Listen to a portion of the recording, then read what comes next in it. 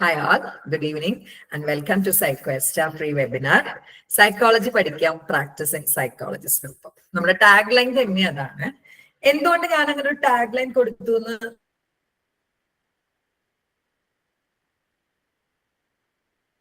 ചോദിക്കുകയാണെങ്കിൽ ഇത്ര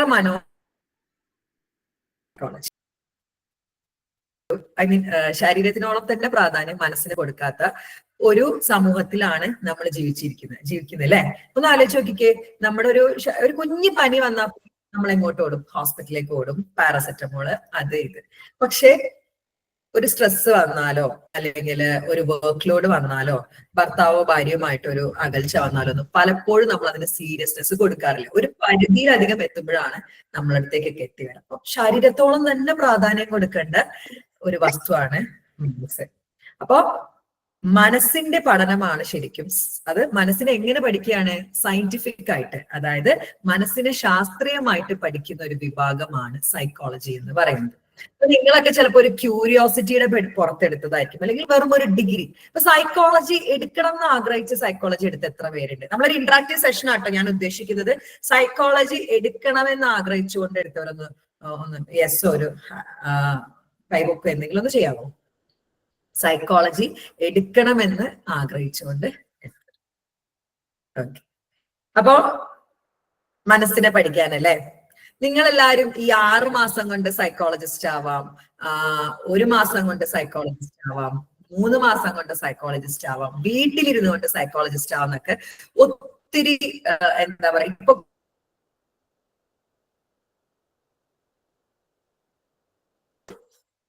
ഈ ഒരു 6 മാസം കൊണ്ടോ 3 മാസം കൊണ്ടൊക്കെ ഒരു സൈക്കോളജിസ്റ്റ് ആവാൻ പറ്റും? ഇതാണ് നമ്മൾ ആദ്യം നിങ്ങൾക്ക് പറഞ്ഞു തരുന്നത്. ഒരിക്കലും 6 മാസം കൊണ്ടോ 3 മാസം കൊണ്ടോ കൗൺസിലിങ്ങോ സൈക്കോളജിസ്റ്റോ ആവാൻ പറ്റില്ല. 5 വർഷ പഠനമാണ് നമുക്ക് സൈക്കോളജിസ്റ്റ് ആവാൻ ആവശ്യം. 3 വർഷ ഡിഗ്രിയും 2 വർഷ PGയും നിർബന്ധമാണ് ഒരു സൈക്കോളജിസ്റ്റ് ആവാൻ. എന്തുകൊണ്ട്? നിങ്ങൾ 6 മാസം കൊണ്ട് ഒരു കാർഡിയോളജിസ്റ്റ് ആയിട്ടുള്ള ആരെങ്കിലും അറിയോ? അല്ലെങ്കിൽ 6 മാസം കൊണ്ട് ഗൈനക്കോളജിസ്റ്റ് ആയ ആരെങ്കിലും നിങ്ങൾക്ക് അറിയോ? പോട്ടെ, 6 മാസം കൊണ്ട് MBBS എടുത്ത ആരെങ്കിലും നിങ്ങൾക്ക് അറിയോ? ഈ ശരീരത്തോളം തന്നെ പ്രാധാന്യം മനസ്സിനുണ്ട്. അതായത് എന്തുകൊണ്ട് സ്ട്രെസ് വരുന്നു, അല്ലെങ്കിൽ എന്തുകൊണ്ട് ഒരാളുടെ വൈവാഹിക ജീവിതത്തിൽ പ്രശ്നം വരുന്നു, അയാൾ ചെറുപ്പത്തിൽ അനുഭവിച്ച എന്തെങ്കിലും കാര്യങ്ങള് അയാളെ ബാധിക്കുന്നുണ്ടോ, ഇത്തരത്തിലുള്ള കാര്യങ്ങളൊക്കെ ഡീപ്പായി അസസ് ചെയ്തിട്ട് ചികിത്സ കൊടുക്കുന്നവരാണ് സൈക്കോളജിസ്റ്റ്. അല്ലാതെ ചിലർക്കൊക്കെ ഒരു ഡൗട്ട് ഉണ്ട്, എന്നോടൊക്കെ വന്ന് ചോദിക്കാറുണ്ട്, നിങ്ങൾ സംസാരിച്ചിരിക്കുന്നതിനെയാണോ നിങ്ങൾക്ക് ഇത്രയും ഫീസ് എന്ന്. ഒരിക്കലല്ല. 1 മണിക്കൂർ കൗൺസിലിംഗ് ചെയ്യാന്ന് പറയുമ്പം അതില് സമയനിബിദ്ധമായിട്ടാണ് നമ്മുടെ കാര്യങ്ങൾ. നമ്മുടെ ഇന്റേൺഷിപ്പ് ഒക്കെ അറ്റൻഡ് ചെയ്തവർക്ക് കൃത്യം അറിയാം. ഒരു പേഷ്യന്റ് റൂമിൽ കയറുന്നത് മുതൽ നമ്മുടെ ജോലി തുടങ്ങുകയാണ്.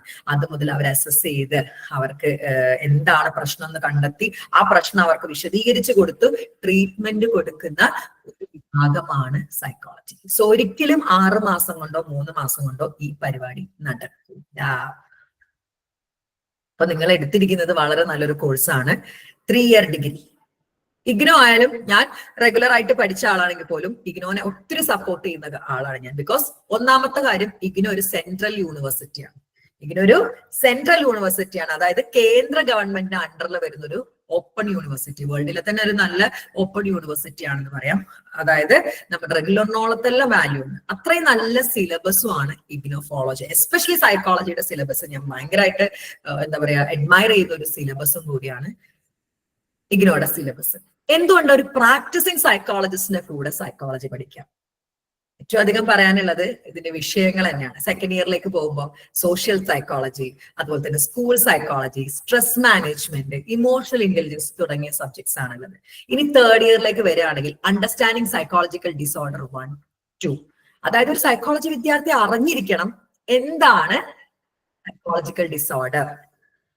ഒരാൾ വന്ന് പറയാണ് നമ്മളോട്, എനിക്ക് പണ്ടത്തെ പോലെ ഒന്നിലൊരു താല്പര്യം തോന്നുന്നില്ല, എനിക്ക്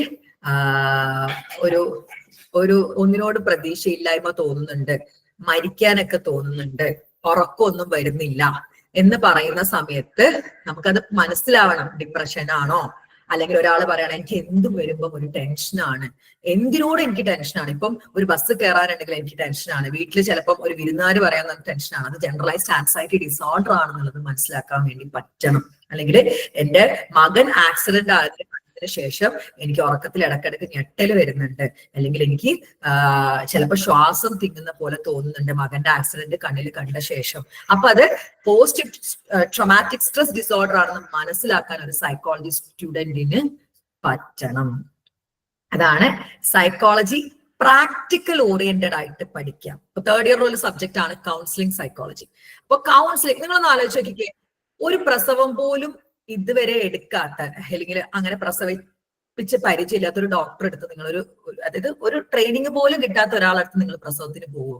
അല്ലെങ്കിൽ ഇന്നേ വരെ ഒരു ഹാർട്ട് സർജറി ചെയ്ത് പരിചയമില്ല, അല്ലെങ്കിൽ ഹാർട്ട് സർജറി ചെയ്യൽ എങ്ങനെയാണെന്ന് അറിയില്ല, ഒരു ട്രെയിനിങ് കിട്ടാത്ത ഒരാളടുത്ത് നിങ്ങൾ ഒരു ഹാർട്ട് സർജറിക്ക് പോവോ? ഒരിക്കലും ഇല്ല. അതുപോലെ തന്നെയാണ് ഇപ്പൊ തേർഡ് ഇയറിൽ നിങ്ങൾക്ക് കൗൺസിലിംഗ് എന്ന് പറഞ്ഞൊരു സബ്ജക്റ്റ് ഉണ്ട്. അപ്പൊ ഒരു കൗൺസിലിംഗ് ചെയ്യാത്ത ആൾ എങ്ങനെയാണ് അത് പഠിപ്പിക്കുക?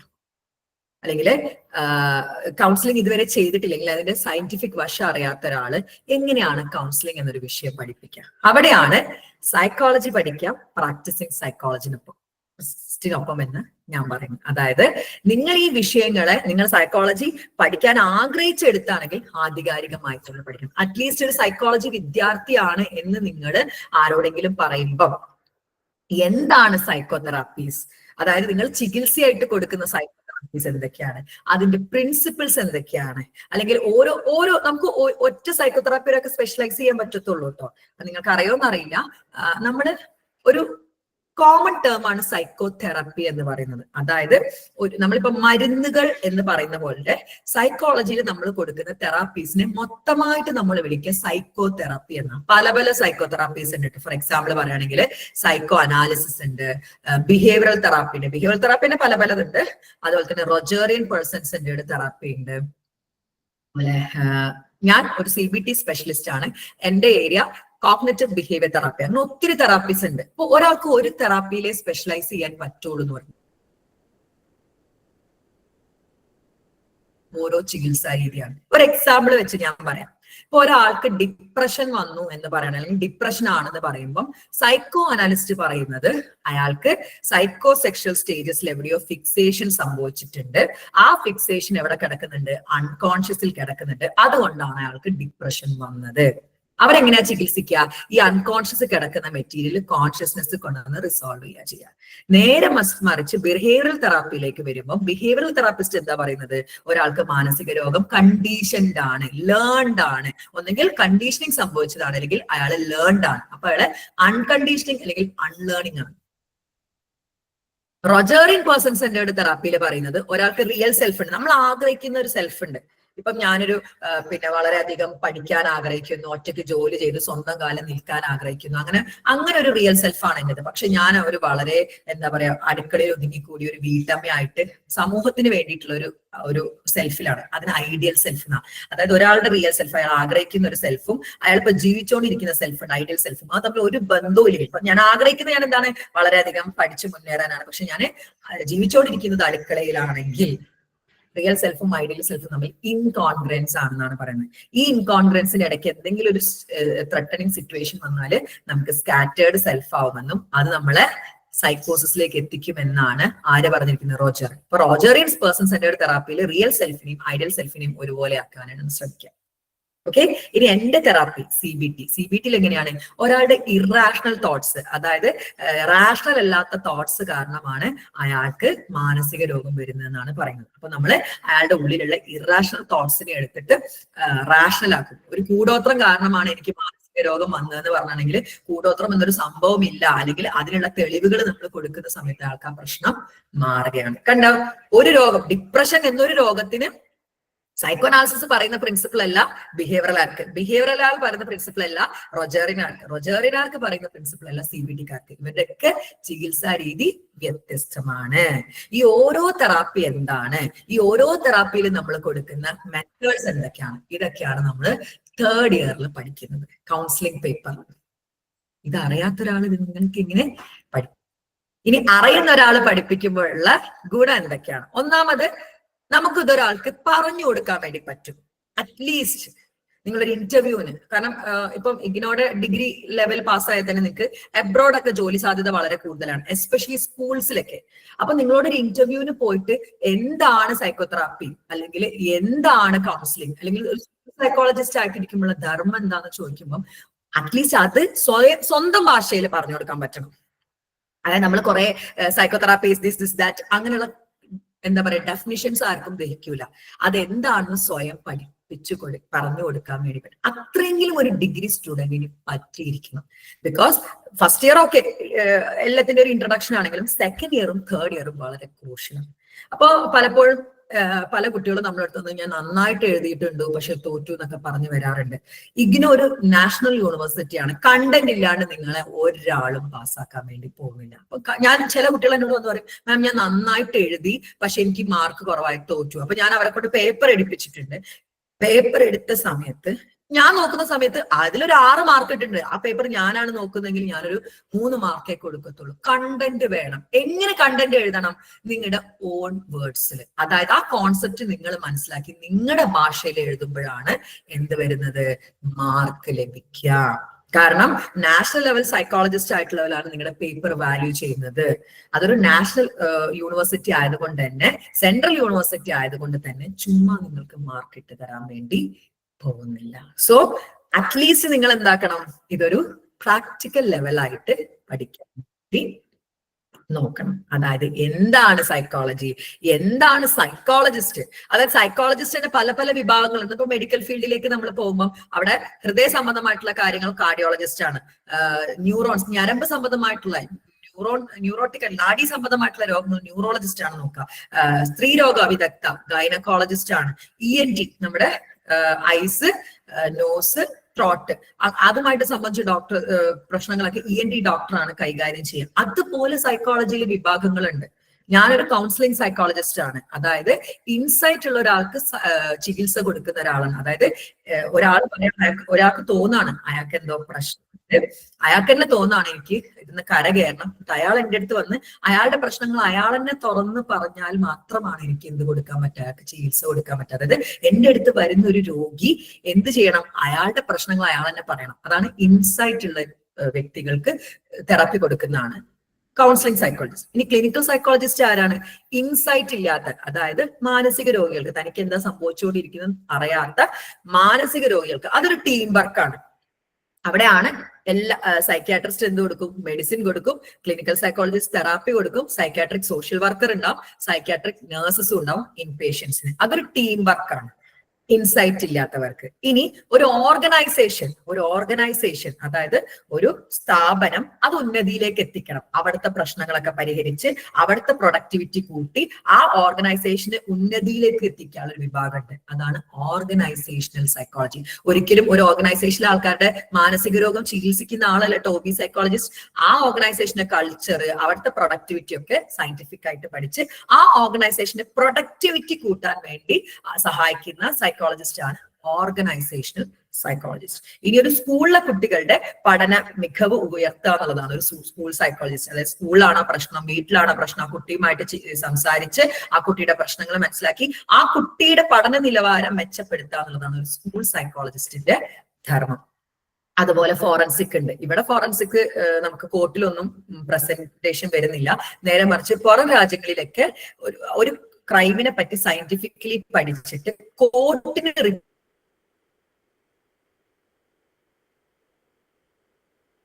റിപ്പോർട്ട് കൊടുക്കുന്ന ആളാണ് ഫോറൻസിക് സൈക്കോളജിസ്റ്റ്. അങ്ങനെ പല പല വിഭാഗങ്ങൾ ചേർന്നതാണ് സൈക്കോളജി. അപ്പൊ ഈ വിഷയങ്ങളെ പറ്റി നിങ്ങൾ പഠിക്കുകയാണ് ഇവിടെ തേർഡ് ഇയറിലെ സബ്ജക്ട്സ് ഏതൊക്കെയാണ് നമുക്കൊന്ന് നോക്കിയാലോ. പാരന്റിങ് കോച്ചിങ് എന്നൊരു സംഭവം ഇല്ല. നമ്മൾ ഡെവലപ്മെന്റൽ സെക്കൻഡ് ഇയറിലെ ഡെവലപ്മെന്റൽ സൈക്കോളജി കൃത്യമായിട്ട് പഠിക്കാം. അല്ലെങ്കിൽ സെക്കൻഡ് ഇയറിൽ ഒരു സബ്ജക്റ്റ് ആയിട്ട് നമുക്ക് സ്കൂൾ സൈക്കോളജി എടുക്കാം. ഇതിൽ രണ്ടെണ്ണത്തിലും കുട്ടികളെ എങ്ങനെ മാനേജ് ചെയ്യാം, കുട്ടികൾക്ക് വരാൻ സാധ്യതയുള്ള രോഗങ്ങൾ ഏതൊക്കെയാണ്, കുട്ടികളുടെ എല്ലാ കാര്യങ്ങളുമാണ് ഡെവലപ്മെന്റൽ സൈക്കോളജിയിൽ വരുന്നത്. പ്രിമാരിറ്റൽ കൗൺസിലിംഗ് ഒരു കൗൺസിലിംഗ് സൈക്കോളജിസ്റ്റിന് ചെയ്യാം. പ്രിമാരിറ്റൽ കൗൺസിലിംഗ് ഒരു കൗൺസിലിംഗ് സൈക്കോളജിസ്റ്റിന് പ്രിമാരിറ്റൽ കൗൺസിലിംഗ് ചെയ്യാം. അപ്പം കമ്മിങ് ടു തേർഡ് ഇയറിൽ നമ്മുടെ സബ്ജക്ട്സ് നമുക്കൊന്ന് ജസ്റ്റ് പരിചയപ്പെടാം. തേർഡ് ഇയറിൽ നമുക്ക് 7 സബ്ജക്ട്സ് ആണ്. 8 സബ്ജക്ട് ഉണ്ട്. ഒന്ന് ഡിസർട്ടേഷൻ ആണ്. ഡിസർട്ടേഷൻ എന്ന് പറയുന്നത് എന്താണ്, നമുക്ക് പ്രോജക്റ്റ് ചെയ്യാനാണ്. അതായത് നമ്മൾ സെക്കൻഡ് ഇയറിൽ റിസർച്ച് എന്നൊരു പേപ്പർ പഠിക്കുന്നുണ്ട്, അത് തിയറിയാണ്. ആ പേപ്പർ വെച്ച് നമ്മൾ എന്ത് ചെയ്യണം, ഒരു പ്രോജക്റ്റ് ചെയ്യണം. അത് ഇഗ്നോൺ അണ്ടറിൽ തന്നെ പറയാം. ഇഗ്നോന്റെ അണ്ടറിൽ തന്നെ ഗൈഡിങ് ഒക്കെ കിട്ടും. ഇപ്പൊ ഇവിടെ റൈഹാൻ ഒരു ക്വസ്റ്റ്യൻ ചോദിച്ചിട്ടുണ്ട്, എങ്ങനെയാണ് ഒരു കുട്ടികളെ വളർത്താം എന്നുള്ളത് ഏതിൽ വരും? അത് ഡെവലപ്മെന്റൽ സൈക്കോളജിയിലും വരും, സ്കൂൾ സൈക്കോളജിയിലും വരും. ഡെവലപ്മെന്റൽ സൈക്കോളജിയിലാണ് ഏറ്റവും കൂടുതൽ അത് വരുന്നത്. അതായത് ഒരു കുഞ്ഞ് ജനിക്കുമ്പോ തൊട്ട്, അതായത് ഒരു മാനസിക രോഗവും അഡൽഹുഡിൽ പൊട്ടി മുളയ്ക്കൂല. അത് നിങ്ങൾ ആദ്യം മനസ്സിലാക്കണം. അതായത് യൗവനത്തിൽ നിങ്ങൾ മാനസിക രോഗി ആവൂല. നിങ്ങളെ ചെറുപ്പത്തിൽ നിങ്ങൾക്ക് സംഭവിച്ചിട്ടുള്ള ചൈൽഡ്ഹുഡ് നെഗ്ലക്ട്, ട്രോമ, അതുപോലെ തന്നെ പ്രശ്നങ്ങള്, അച്ഛനും അമ്മയായിട്ടുള്ള വിഷയങ്ങള്, സ്കൂളിൽ നിന്ന് അബ്യൂസ്, വീട്ടിൽ നിന്നുള്ള അബ്യൂസ്, ഇതൊക്കെയാണ് പിൽക്കാലത്ത് നിങ്ങൾക്ക് മാനസിക രോഗമായിട്ട് വരുന്നത്. നിങ്ങൾ എല്ലാവരും മണിച്ചിത്രത്തായി സിനിമ കണ്ടിട്ടുണ്ട് അല്ലെ? മണിച്ചിത്രത്തായി സിനിമയിൽ ഗംഗ വൾണറബിൾ ആന്ന് പറയും. അതായത് ഒരാള് മാനസിക രോഗിയാവാൻ സാധ്യതയുള്ളതിനെയാണ് വൾണറബിലിറ്റി എന്ന് പറയുന്നത്. ഗംഗയുടെ വൾണറബിലിറ്റി എന്തായിരുന്നു? ഗംഗ ചെറുപ്പത്തിൽ നേരിട്ട ഒറ്റപ്പെടൽ. ആ ഒരു പാട്ടിൽ തന്നെ പറയുന്നുണ്ടല്ലേ, വരുവാനില്ലാരും ഈ വിജനമാം ഈ വഴിക്ക് അറിയാം, അതെന്നാലും എന്നും പ്രിയമുള്ള ഒരാളാരോ വരുവാനുണ്ടെന്ന് ഞാൻ വെറുതെ മോഹിക്കുമല്ലോ എന്ന പാട്ടിലൂടെ കുട്ടിയായിട്ടുള്ള ഗംഗയുടെ ഒറ്റപ്പെടൽ അവിടെ കാണിക്കുന്നുണ്ട്. അപ്പൊ ഗംഗ എന്താ? വൾണറബിൾ ആണ്. അപ്പൊ ഗംഗ ചെറുപ്പത്തിൽ അനുഭവിച്ച കാരണം കൊണ്ട് പിൽക്കാലത്ത് എന്തെങ്കിലും മാനസിക സമ്മർദ്ദം വന്നാൽ ഗംഗയ്ക്ക് ഏതെങ്കിലും മാനസിക രോഗം വരാൻ ചാൻസ് ഉണ്ട്. So childhood is very precious. ആ സമയത്ത് നമ്മൾ ഉണ്ടാക്കിയ കുട്ടികളാണ് അല്ലെ, നമ്മൾ ഈ ലോകത്തേക്ക് വിളിച്ചുകൂട്ടി കൊണ്ടുവന്നതാ.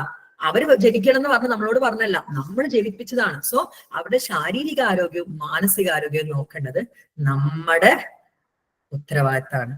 നിങ്ങളൊന്ന് ആലോചിച്ച് നോക്കി, ഒരു കുട്ടീനെ നിങ്ങൾക്ക് മാനസിക രോഗിയാക്കണോ? സിമ്പിളാണ്, കമ്പയർ ചെയ്താൽ മതി. നിങ്ങൾ ചെറുപ്പം തൊട്ടൊന്ന് ഒരു കുട്ടീനെ കമ്പയർ ചെയ്യുമ്പോൾ അടുത്ത വീട്ടിലെ കുട്ടീനാണ് നല്ലത്, അടുത്ത വീട്ടിലെ കുട്ടീനെ കണ്ടു പഠിക്കുക, അല്ലെങ്കിൽ ഇന്ന കുട്ടീനെ നമുക്ക് തന്നെ സഹിക്കോ കമ്പയറിങ്? നമ്മുടെ ഭർത്താവ് വേറൊരു സ്ത്രീനെ വെച്ച് നമ്മളെ കമ്പയർ ചെയ്യുമ്പോൾ നമ്മൾ സഹിക്കോ? നമ്മുടെ ഭാര്യനെ വേറൊരു പുരുഷൻ വെച്ചിട്ട് ഭാര്യ നമ്മളെ കമ്പയർ ചെയ്യുമ്പോൾ നമ്മൾ സഹിക്കോ? പിന്നെ ഈ കുഞ്ഞു മനസ്സിന് എങ്ങനെയാണ് സഹിക്കുക? Body shaming, neglect, abuse, comparison, ഇതൊക്കെ കുഞ്ഞു മനസ്സിനെ സാരമായിട്ട് ബാധിക്കുകയും പിൽക്കാലത്ത് അതൊരു മാനസിക രോഗമായിട്ട് ഡെവലപ്പ് ചെയ്യാനുള്ള ചാൻസ് വളരെ അധികമാണ്. അപ്പൊ ഒരു കുട്ടികളെ എങ്ങനെ റേസ് ചെയ്യണം? നിങ്ങളുടെ സബ്ജക്റ്റിലുണ്ട് ഡെവലപ്മെന്റൽ സൈക്കോളജി. നമ്മുടെ സ്റ്റുഡൻസ് ആരെങ്കിലും ഉണ്ടോ? നമ്മുടെ സെക്കൻഡ് ഇയറിലെ സ്റ്റുഡൻസ് ആരെങ്കിലും ഉണ്ട് ഇവിടെ? ഞാൻ സ്കൂൾ സൈക്കോളജിയും ഡെവലപ്മെന്റും പഠിപ്പിച്ച ആരെങ്കിലും ഉണ്ടോ? അവരോടൊന്ന് ചോദിച്ചാൽ അവർ പറഞ്ഞുതരും. അവരുണ്ട് ഇവിടെ? ഉണ്ട് മാം. ഏറ്റവും കൂടുതൽ ഞാൻ ആസ്വദിച്ചെടുത്ത 2 സബ്ജക്ട്സ് ആയിരുന്നു സ്കൂൾ സൈക്കോളജിയും ഡെവലപ്മെന്റും. കാരണം അതിൽ ഞങ്ങള് കുട്ടികളെ എങ്ങനെ വളർത്തണം. എന്നിട്ട് അത് കേട്ടിട്ട് ചില അമ്മമാരായിട്ടുള്ള എന്റെ സ്റ്റുഡൻസ് എന്നെ വിളിച്ചിട്ടുണ്ടായിരുന്നു. അവരുടെ കുട്ടികളുടെ സ്കൂളിൽ ഉണ്ടായിട്ടുള്ള പ്രശ്നങ്ങൾ പറയാനും അതിന് പരിഹാരം പോലും കണ്ടെത്തി കൊടുക്കാൻ എന്നെ കൊണ്ട് പറ്റിയിട്ടുണ്ട്. അതാണ് നിങ്ങളുടെ പേപ്പറിലുണ്ട് ഒരു കുഞ്ഞിനെ എങ്ങനെ വളർത്തണം. ഇതിലെ പലരും ടീച്ചേഴ്സാണ്, അപ്ഗ്രേഡ് ചെയ്യാൻ വേണ്ടി ഡിഗ്രി എടുക്കാൻ വന്നത്. അവരെ ഡെഫിനറ്റ്ലി നിങ്ങൾ എന്താക്കണം, പ്രാക്ടിക്കൽ ഓറിയന്റഡ് ആയിട്ട് ഈ ഒരു വിഷയത്തിനോട് ഒരു ഇത്തിരിയെങ്കിലും എന്ത് കാണിക്കണം? ആത്മാർത്ഥത നിങ്ങൾ കാണിക്കണം. നിങ്ങൾ അപ്ഗ്രേഡ് ചെയ്യാൻ, സ്കൂളിലൊക്കെ വർക്ക് ചെയ്യാനാണ്, അല്ലെങ്കിൽ നിങ്ങളുടെ ജോലിയിൽ അപ്ഗ്രേഡ് ചെയ്യാനാണ് നിങ്ങൾ. അപ്പൊ നിങ്ങളുടെ സബ്ജക്റ്റിൽ ഡെവലപ്മെന്റൽ സൈക്കോളജിയിലും സ്കൂൾ സൈക്കോളജി, അതായത് കുട്ടികളുടെ കാര്യം പഠിക്കാൻ താല്പര്യമുള്ളവരാണെങ്കിൽ സെക്കൻഡ് ഇയറിൽ സ്കൂൾ സൈക്കോളജി എന്ന എലക്ടീവ് എടുക്കാൻ വേണ്ടി ശ്രദ്ധിക്കുക. അത് വിശദമായിട്ട് സ്കൂൾ സൈക്കോളജി പറയുന്നത്. അപ്പൊ കമ്മിങ് ടു തേർഡ് ഇയറിൽ നമുക്ക് 8 സബ്ജക്റ്റിൽ ഒരെണ്ണം ഡെസർട്ടേഷൻ ആണ്. അതുകൂടാതെ 7 പേപ്പേഴ്സ് നിങ്ങൾക്ക് വരുന്നുണ്ട്. 3 ഇലക്ടീവ് പോലെയാണ്, പക്ഷെ ഇലക്ടീവ് അല്ല, പക്ഷെ 100 മാർക്കിനാണ് ക്വസ്റ്റ്യൻസ് വരുന്നത്. അതായത് ഫസ്റ്റ് സബ്ജക്ട് BPCC 111 ആണ്, അണ്ടർസ്റ്റാൻഡിങ് സൈക്കോളജിക്കൽ ഡിസോർഡർ. അതായത് മാനസിക രോഗങ്ങളെ പരിചയപ്പെടാം. അത് 2 ഘട്ടമായിട്ട് പറഞ്ഞാൽ ഒത്തിരി രോഗങ്ങളുണ്ട്. അത് 1ഉം 2ഉം ആയിട്ടുണ്ട്. ഇനി BPCC 112 ഉണ്ട്, ഓർഗനൈസേഷണൽ ബിഹേവിയർ. ഞാൻ പറഞ്ഞല്ലോ, ഒരു ഓർഗനൈസേഷന്റെ പ്രൊഡക്ടിവിറ്റി കൂടാൻ ആ ഓർഗനൈസേഷൻ ഉയർത്തിക്കൊണ്ടുവരാനുള്ളതാണ് എന്ത്? Organisational behaviour. 3ാമത്തത് അണ്ടർസ്റ്റാൻഡിങ് സൈക്കോളജിക്കൽ ഡിസോർഡർ 2 ആണ്. അതൊക്കെ രോഗങ്ങൾ തന്നെയാണ്. 4ാമത്തത് കൗൺസിലിംഗ് ആണ്. എങ്ങനെ കൗൺസിലിംഗ് ചെയ്യാന്ന് വിശദമായിട്ട് I will show you the notes. Already register ചെയ്തത് മാറ്റാൻ പറ്റുമോ എന്നുള്ളത് ഞാൻ ചോദിക്കാം. ഞാൻ പെട്ടെന്ന് അടുത്ത കാലത്താണെങ്കിൽ നിങ്ങൾക്ക് മാറ്റാൻ പറ്റുന്നുള്ളത് കേട്ടോ. നമ്മളത് ഇത് ഇഗ്നോയുടെ നോട്ട്, ഇഗ്നോയുടെ ടെക്സ്റ്റ് വെച്ചിട്ട് ഞങ്ങൾ ഉണ്ടാക്കിയിട്ടുള്ള നോട്ടാണ്. ഈ 165 പേജിൽ ഞങ്ങൾ എങ്ങനെ കൗൺസിലിംഗ് ചെയ്യാം പ്രാക്ടിക്കൽ ആയിട്ട് നിങ്ങളെ പഠിപ്പിച്ച് തന്നിരിക്കും. ഇത് സൈക്കോസ്റ്റയുടെ നോട്ട്സ് ആണ് കേട്ടോ, എങ്ങനെയാണ് ഓരോ പ്രോസസ്സും കാര്യങ്ങളും. ഓക്കെ. 5ാമത്തെ സബ്ജക്ട് പോസിറ്റീവ് സൈക്കോളജിയാണ്. ഒരു കാലഘട്ടം വരെ സൈക്കോളജി വെറും നെഗറ്റീവ്, രോഗാവസ്ഥ, രോഗം മാറ്റാന്നൊക്കെ സംസാരിച്ചുകൊണ്ടിരുന്ന മാർട്ടിൻ സെലിഗ്മാൻ ഒരു പുതിയ സംരംഭം കൊണ്ടുവരാണ് പോസിറ്റീവ് സൈക്കോളജി. അതായത് നെഗറ്റിവിറ്റി മാത്രമല്ല, ഒരാൾക്ക് പോസിറ്റിവിറ്റി മാനസികമായിട്ട് ആരോഗ്യം ഉണ്ടാവും, വെൽബീയിങ്, ഫ്ലോ, ഹാപ്പിനെസ്. അതായത് സൈക്കോളജിക്ക് നെഗറ്റീവ് സൈഡ് മാത്രമല്ല, നിങ്ങൾ ഒരു കാര്യമുണ്ട്, നിങ്ങൾ നിങ്ങളായിട്ട് ഇരുന്നാൽ തന്നെ നിങ്ങൾക്ക് കുറെ ഹാപ്പിനെസ് ഉണ്ടാവും. അതായത് നമ്മൾ ജീവിക്കുന്നത് മറ്റുള്ളവർക്ക് വേണ്ടിയിട്ടാണ്. ഇപ്പൊ തന്നെ നിങ്ങൾ പല പ്രായക്കാർ ഇവിടെ ഉണ്ട് അല്ലെ, എസ്പെഷ്യലി ലേഡീസ്. എന്തിനാ പഠിക്കുന്നത്? ജോലി കിട്ടാനായിട്ട് അല്ല, വെറുതെ കറങ്ങാൻ പോകാൻ വേണ്ടിയിട്ടാ. ഇന്റേൺഷിപ്പ് എന്ന് പറഞ്ഞു പോകുന്നു, എക്സാം എന്ന്, ഇവർക്കൊക്കെ കറങ്ങാനാണെന്നൊക്കെ പറഞ്ഞ് നമ്മളെ മാനസികമായിട്ട് അത് കേൾക്കുമ്പോഴേക്കും നമ്മൾ തളരും അല്ലെ. ഇപ്പൊ പോസിറ്റീവ് പറയുന്നവര് പറഞ്ഞോട്ടെ, നമ്മൾ നമ്മുടെ കാര്യങ്ങൾ നോക്കി മുന്നോട്ട്. അതാണ് പോസിറ്റീവ് സൈക്കോളജി. അതായത് ഹാപ്പിനെസ്, ഫ്ലോ, ഹോപ്പ്, റെസിലിയൻസ് എന്ന് പറഞ്ഞ സംഭവമുണ്ട്. റെസിലിയൻസ്, സഹനശക്തി. അവരാരും എന്ത് വേണമെങ്കിൽ എന്നെ പറ്റി പറഞ്ഞോട്ടെ, എന്നെ അത് ബോധർ ചെയ്യുമ്പോൾ എനിക്കൊരു ന്യായമുണ്ട്, അതിലൊരു സത്യമുണ്ട്, ഞാൻ അതനുസരിച്ച് മുന്നോട്ട് പോകും. നമുക്ക് ആർക്കും പറ്റാത്തൊരു കാര്യമാണ്. അപ്പൊ സൈക്കോളജി ഒരു കാലഘട്ടം വരെ നെഗറ്റിവിറ്റി മാത്രം പറഞ്ഞുകൊണ്ടിരുന്നപ്പോ പോസിറ്റീവ് സൈഡ് കൊണ്ടുവന്നതാണ് പോസിറ്റീവ് സൈക്കോളജി. അങ്ങനെ പോസിറ്റീവ് സൈക്കോളജിയുടെ പറ്റി വിശദമായിട്ട് പഠിക്കുന്ന ഒരു സബ്ജക്ട് ഉണ്ട്. എൻവയോൺമെന്റൽ സൈക്കോളജി ഉണ്ട്. ഒരാളുടെ ചുറ്റുപാട് അയാൾക്ക് ഒത്തിരി ഹെൽപ്പ് ചെയ്യും. ഇപ്പൊ കുട്ടികൾക്കാണെങ്കിൽ എനിക്ക് എപ്പോഴും ഞാൻ എന്റെ പേഴ്സണലി ഒരു അനുഭവം പറയാം. സ്കൂൾ സൈക്കോളജി എടുക്കുമ്പോൾ ഞാൻ ഏറ്റവും കൂടുതൽ പറഞ്ഞത്, എന്റെ മോനെ ഞാൻ 3.5 വയസ്സ്, മൂത്ത മോനെ 3.5 വയസ്സുള്ളപ്പോ ഒരു പ്രീ KG കൊണ്ടാക്കി, അതായത് പ്ലേ സ്കൂളിൽ. അവന് ഡെയിലി സൂക്കേടായിരുന്നു. എനിക്ക് തോന്നുന്നു ഒരു 1/4 അറ്റൻഡൻസ് മാത്രം അവർക്ക് കിട്ടിയിട്ടുണ്ടായിരുന്നുള്ളൂ. അപ്പൊ ഞാൻ കുറെ അനലൈസ് ചെയ്ത് മനസ്സിലാക്കി, ഇവർ കൊച്ചുങ്ങളെ വാതിലടച്ച് പൂട്ടും. കൊണ്ടുപോയി കഴിഞ്ഞാല് വാതിലടച്ച് കൂട്ടും. കുഞ്ഞുങ്ങൾ കരയും ഓടുന്നൊക്കെ ഉണ്ട് നട്ടാണ് ഇവര് വാതിലടച്ചു. എന്റെ മോന് ഭയങ്കര പേടിയായിരുന്നു അത്. അങ്ങനെ മനസ്സിലായപ്പോ ഞാൻ വിചാരിച്ചു ഇനി ആ സ്കൂളിൽ പഠിക്കണം. അങ്ങനെ LKG ആയപ്പം ഞാൻ വേറെ സ്കൂളിൽ കൊണ്ടിട്ടു. എന്റെ മോനോട് ഇപ്പോഴും ചോദിച്ചാൽ അവനെ പറയും അവൻ പഠിച്ച 2ാമത്തെ സ്കൂളാണ് അവന്റെ ബെസ്റ്റ് സ്കൂൾ. അതിന്റെ പ്രത്യേകത എന്താണെന്നറിയോ? ആ സ്കൂളിന്റെ ക്ലാസ്സിന് വാതിലും ജനാലയും ഉണ്ടായിരുന്നില്ല. അപ്പൊ എൻവയോൺമെന്റ് നമ്മളെ പോസിറ്റിവിറ്റി കൂട്ടുന്നുണ്ട്. അതായത് ഒരു കുഞ്ഞിനെ വലിച്ചു പിടിച്ച് അങ്ങനെയല്ല, ആ കുഞ്ഞിനെ നമ്മൾ സ്കൂളിലേക്കാണ് കൊണ്ടുപോകുന്നത്. അതായത് ഒരിക്കലും കുഞ്ഞുങ്ങളെ പറ്റിക്കരുത്. ഇത് സ്കൂളാണ്. അപ്പൊ സ്കൂൾ ആ ആദ്യ കാലഘട്ടങ്ങളിലെങ്കിലും ഒരു അങ്കണവാടി ആയാലും ആ അങ്കണവാടിയിൽ അത് തോന്നണം അവിടെ ഇരിക്കാൻ. അതാണ് എൻവയോൺമെന്റൽ സൈക്കോളജി. അതായത് ഒരു മനുഷ്യന്റെ ചുറ്റുപാട് ആ മനുഷ്യന്റെ ബിഹേവിയറിനെ സ്വാധീനിക്കുന്നുണ്ട്. അതായത് എന്റെ മകന് അവന് ആ ഡോറ് പൂട്ടിയിട്ടപ്പം അവൻ ആ ക്ലാസ്സിൽ ഇരിക്കുക ഡെയിലി കരച്ചിലായിരുന്നു, പോകുമ്പോൾ കരച്ചിലായിരുന്നു. ഒന്നും അവൻ അവിടെ കിട്ടിയിട്ടില്ല. ബിക്കോസ് എന്താണ്, അവന്റെ ഉള്ളിൽ ആ പേടി. ഇപ്പോഴും അവൻ പറയും എനിക്ക് ഇഷ്ടമല്ല സ്കൂളെന്ന്. പക്ഷെ നേരെ മറിച്ച് 2ാമത് ചേർത്തി സ്കൂളിൽ വാതിലും ജനലും ഉണ്ടായിരുന്നില്ല. കുഞ്ഞുങ്ങൾക്ക് ഇരിക്കാൻ കുഞ്ഞു ചെയറായിരുന്നു. അതുപോലെ ഒരു ചെയറിലാണ് ടീച്ചറും ഇരിക്കുക. കുഞ്ഞു ടേബിൾ ആയിരുന്നു. അങ്ങനെ അവരെ ചുറ്റും ഇരുത്തിട്ട് അങ്ങനെ പഠിപ്പിക്കലായിരുന്നു. ഇന്നും എന്റെ മോന് ആ സ്കൂൾ ഒത്തിരി ഇഷ്ടമാണ്. അതാണ് എൻവയോൺമെന്റ് സൈക്കോളജി. ഒരാളുടെ ചുറ്റുപാടും അയാളുടെ ബിഹേവിയറിനെ സ്വാധീനിക്കുന്നത്. അതുകൊണ്ട് ഒരാളുടെ ബിഹേവിയർ എന്താണെന്നുള്ള ചുറ്റുപാടിനെ ബാധിക്കുന്നുണ്ട്. നമ്മൾ വലിച്ചെറിയുന്ന ഓരോ പ്ലാസ്റ്റിക് കവറും നമുക്ക് തന്നെ എന്താണ് ശിവന്റെ തലയിൽ എന്താ പറയാ കഴുത്തിലെ പാമ്പ് പോലെ ഇരിക്കുന്നുണ്ട്. അങ്ങനെയല്ല കേട്ടോ, അവരുടെ ചൊല്ലാണ്. ഞാൻ അതങ്ങനെ പറയല്ല, ചൊല്ല് പറയാറുണ്ട് അല്ലെ. അതുപോലെ നമ്മൾ എറിയുന്ന ഓരോന്നും എന്താവാറുണ്ട്, നമുക്ക് തന്നെ ബുദ്ധിമുട്ടായിട്ട് വരാറുണ്ട്. സോ എപ്പോഴും നമ്മൾ എന്താക്കണം, ബിഹേവിയർ എൻവയോൺമെന്റിനെ ബാധിക്കുന്നുണ്ട്, എൻവയോൺമെന്റ് ബിഹേവിയറിനെ ബാധിക്കുന്നുണ്ട്. സോ അത് ശ്രദ്ധിക്കേണ്ടതാണ്. ആ ഒരു കാര്യം വിശദമായിട്ട് പഠിപ്പിക്കുന്ന സബ്ജക്റ്റ് ആണ് എൻവയോൺമെന്റൽ സൈക്കോളജി. ഇനി ഫോറൻസിക് എല്ലാവർക്കും ഒരു ഇൻട്രസ്റ്റ് ഉള്ള വിഷയമാണ്. നമ്മുടെ നാട്ടിൽ ഫോറൻസിക് അധികം ഉണ്ടോന്ന് വെച്ചാൽ കോർട്ടിലൊരു വിറ്റ്നസ് ആവാറൊന്നുമില്ല. ഇപ്പൊ പുറം രാജ്യത്തൊക്കെ ആണെങ്കിൽ ഒരു ക്രൈം നടന്നാൽ ആ ക്രൈമിനെ പറ്റി ആധികാരികമായിട്ട് പഠിച്ചിട്ട് ഒരു വിറ്റ്നസ് ആയിട്ട് മാറും ആര്, ഫോറൻസിക് സൈക്കോളജിസ്റ്റ്. അതുകൂടാതെ ഇയാള് സ്വമേധയാ ചെയ്തതാണോ അതോ അബദ്ധത്തിൽ സംഭവിച്ചാണോ എന്നൊക്കെ അയാളുടെ പേഴ്സണാലിറ്റി അളന്നിട്ട് പറഞ്ഞു കൊടുക്കാനൊക്കെ ഫോറൻസിക് സൈക്കോളജിസ്റ്റിന് പറ്റും. സോ ഫോറൻസിക് സൈക്കോളജി വിശദമായിട്ട് പഠിപ്പിക്കുന്നുണ്ട്. അപ്പൊ ഇത്രയും സബ്ജക്റ്റ് ആണ്. Third year is very crucial. നിങ്ങൾക്ക് സൈക്കോളജിയിൽ എന്തെങ്കിലും പഠിക്കണമെന്നുണ്ടെങ്കിൽ, അല്ലെങ്കിൽ എന്തെങ്കിലും 4 ആള് ചോദിച്ചു കഴിഞ്ഞാൽ നിങ്ങൾ ഇത്രയും 3 വർഷം ഡിഗ്രി പഠിച്ചു എന്തായും ചോദിക്കുമ്പോൾ പറഞ്ഞു കൊടുക്കാൻ പറ്റണം. ആൻഡ് എല്ലാ സബ്ജക്ട്സും 16-14 ചാപ്റ്റേഴ്സ് വരുന്നതാണ്. ഇപ്പൊ നിങ്ങൾക്കറിയാലോ ഇഗ്നോയുടെ പാറ്റേൺസ് നന്നായി മാറിയിട്ടുണ്ട്. വിശദമായിട്ട് പഠിച്ചാൽ മാത്രമേ പാസ്സാവാൻ വേണ്ടി പറ്റുള്ളൂ. ഒന്നുമല്ല, ഒരു ക്വസ്റ്റ്യൻ നമ്മുടെ പിള്ളേർ വന്നിട്ട് പറയുന്ന ഒരു കാര്യം, ക്വസ്റ്റ്യൻ പേപ്പറിൽ എല്ലാ ക്വസ്റ്റ്യനും ഞങ്ങൾക്ക് അറിയായിരുന്നു. അതെന്തൊക്കെയാ മാം പഠിപ്പിച്ചു തന്നെന്നുള്ളത് ഇവിടെ എഴുതിയവരാരെങ്കിലും ഉണ്ടോ എന്ന് അറിയില്ല. എന്നോട് ഒത്തിരി പേര് വന്ന് പറഞ്ഞിട്ടുള്ള കാര്യം, മാം എന്താണോ പഠിപ്പിച്ചത് അത് എഴുതാൻ പറ്റി. അതെന്താ, ഞാൻ പ്രാക്ടിക്കൽ ലെവലിൽ പറഞ്ഞു കൊടുത്തതിനെ കൊണ്ട്. മേ ബി നിങ്ങൾ എല്ലാവരും എന്റെ ഫ്രീ ക്ലാസ് കണ്ടിട്ടുണ്ടാവും. പ്രാക്ടിക്കൽ ലെവലിൽ പഠിക്കുമ്പോൾ നിങ്ങളുടെ പേപ്പറിലേക്ക് പ്രാക്ടിക്കൽ ലെവലിലാണ് വരാം. അത് നോക്കുന്ന ഒരു അധ്യാപികക്ക് മനസ്സിലാവും നിങ്ങൾ ഇത് പഠിച്ചെഴുതിയതാണ്, അല്ലെങ്കിൽ ആ കോൺസെപ്റ്റ് അറിയാം. അല്ലാതെ നിങ്ങൾ എത്ര തലകുത്തി മറിഞ്ഞത് ഒരു ബുക്ക് അച്ചടിച്ച പോലെ എഴുതി കഴിഞ്ഞാൽ മാർക്ക് കിട്ടൂല. അവർ കോപ്പി അടിച്ചാണെന്നേ കണക്കാക്കുള്ളൂ. അതായത് ഒരു കോൺസെപ്റ്റ് മനസ്സിലാക്കി അത് സ്വന്തം ഭാഷയിലേക്ക് എഴുതുമ്പോഴാണ് അതിൻ്റെ ഒരു ബ്യൂട്ടിഫുൾ, അല്ലെങ്കിൽ ആ ഒരു എന്താ പറയാ ക്രിയേറ്റീവ് സൈഡ് വരുന്നത്. അപ്പൊ നിങ്ങൾ ചോദിക്കും ഇംഗ്ലീഷ് അറിയാത്തവരോ, അവർക്കായിട്ട് ഈ വർഷം മുതൽ സൈക്വസ്റ്റ അക്കാഡമിക് റൈറ്റിംഗ് എന്നൊരു പേപ്പർ ഉണ്ട്. നമ്മുടെ സെക്കൻഡ് ഇയർ അക്കാഡമിക് റൈറ്റിംഗ് എന്നുള്ള പേപ്പർ, അതായത് BEGG 173 ആണ്.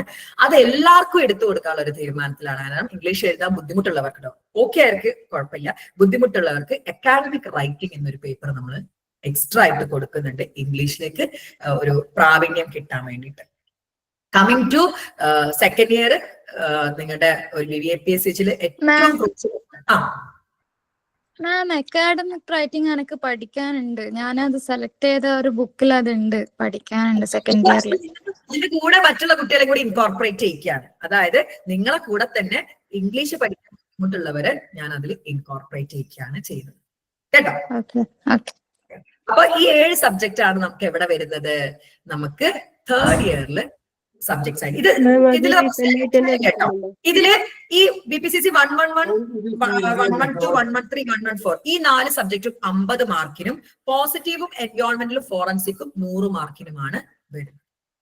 ഓക്കെ ആണോ? ഓക്കെ ആണോ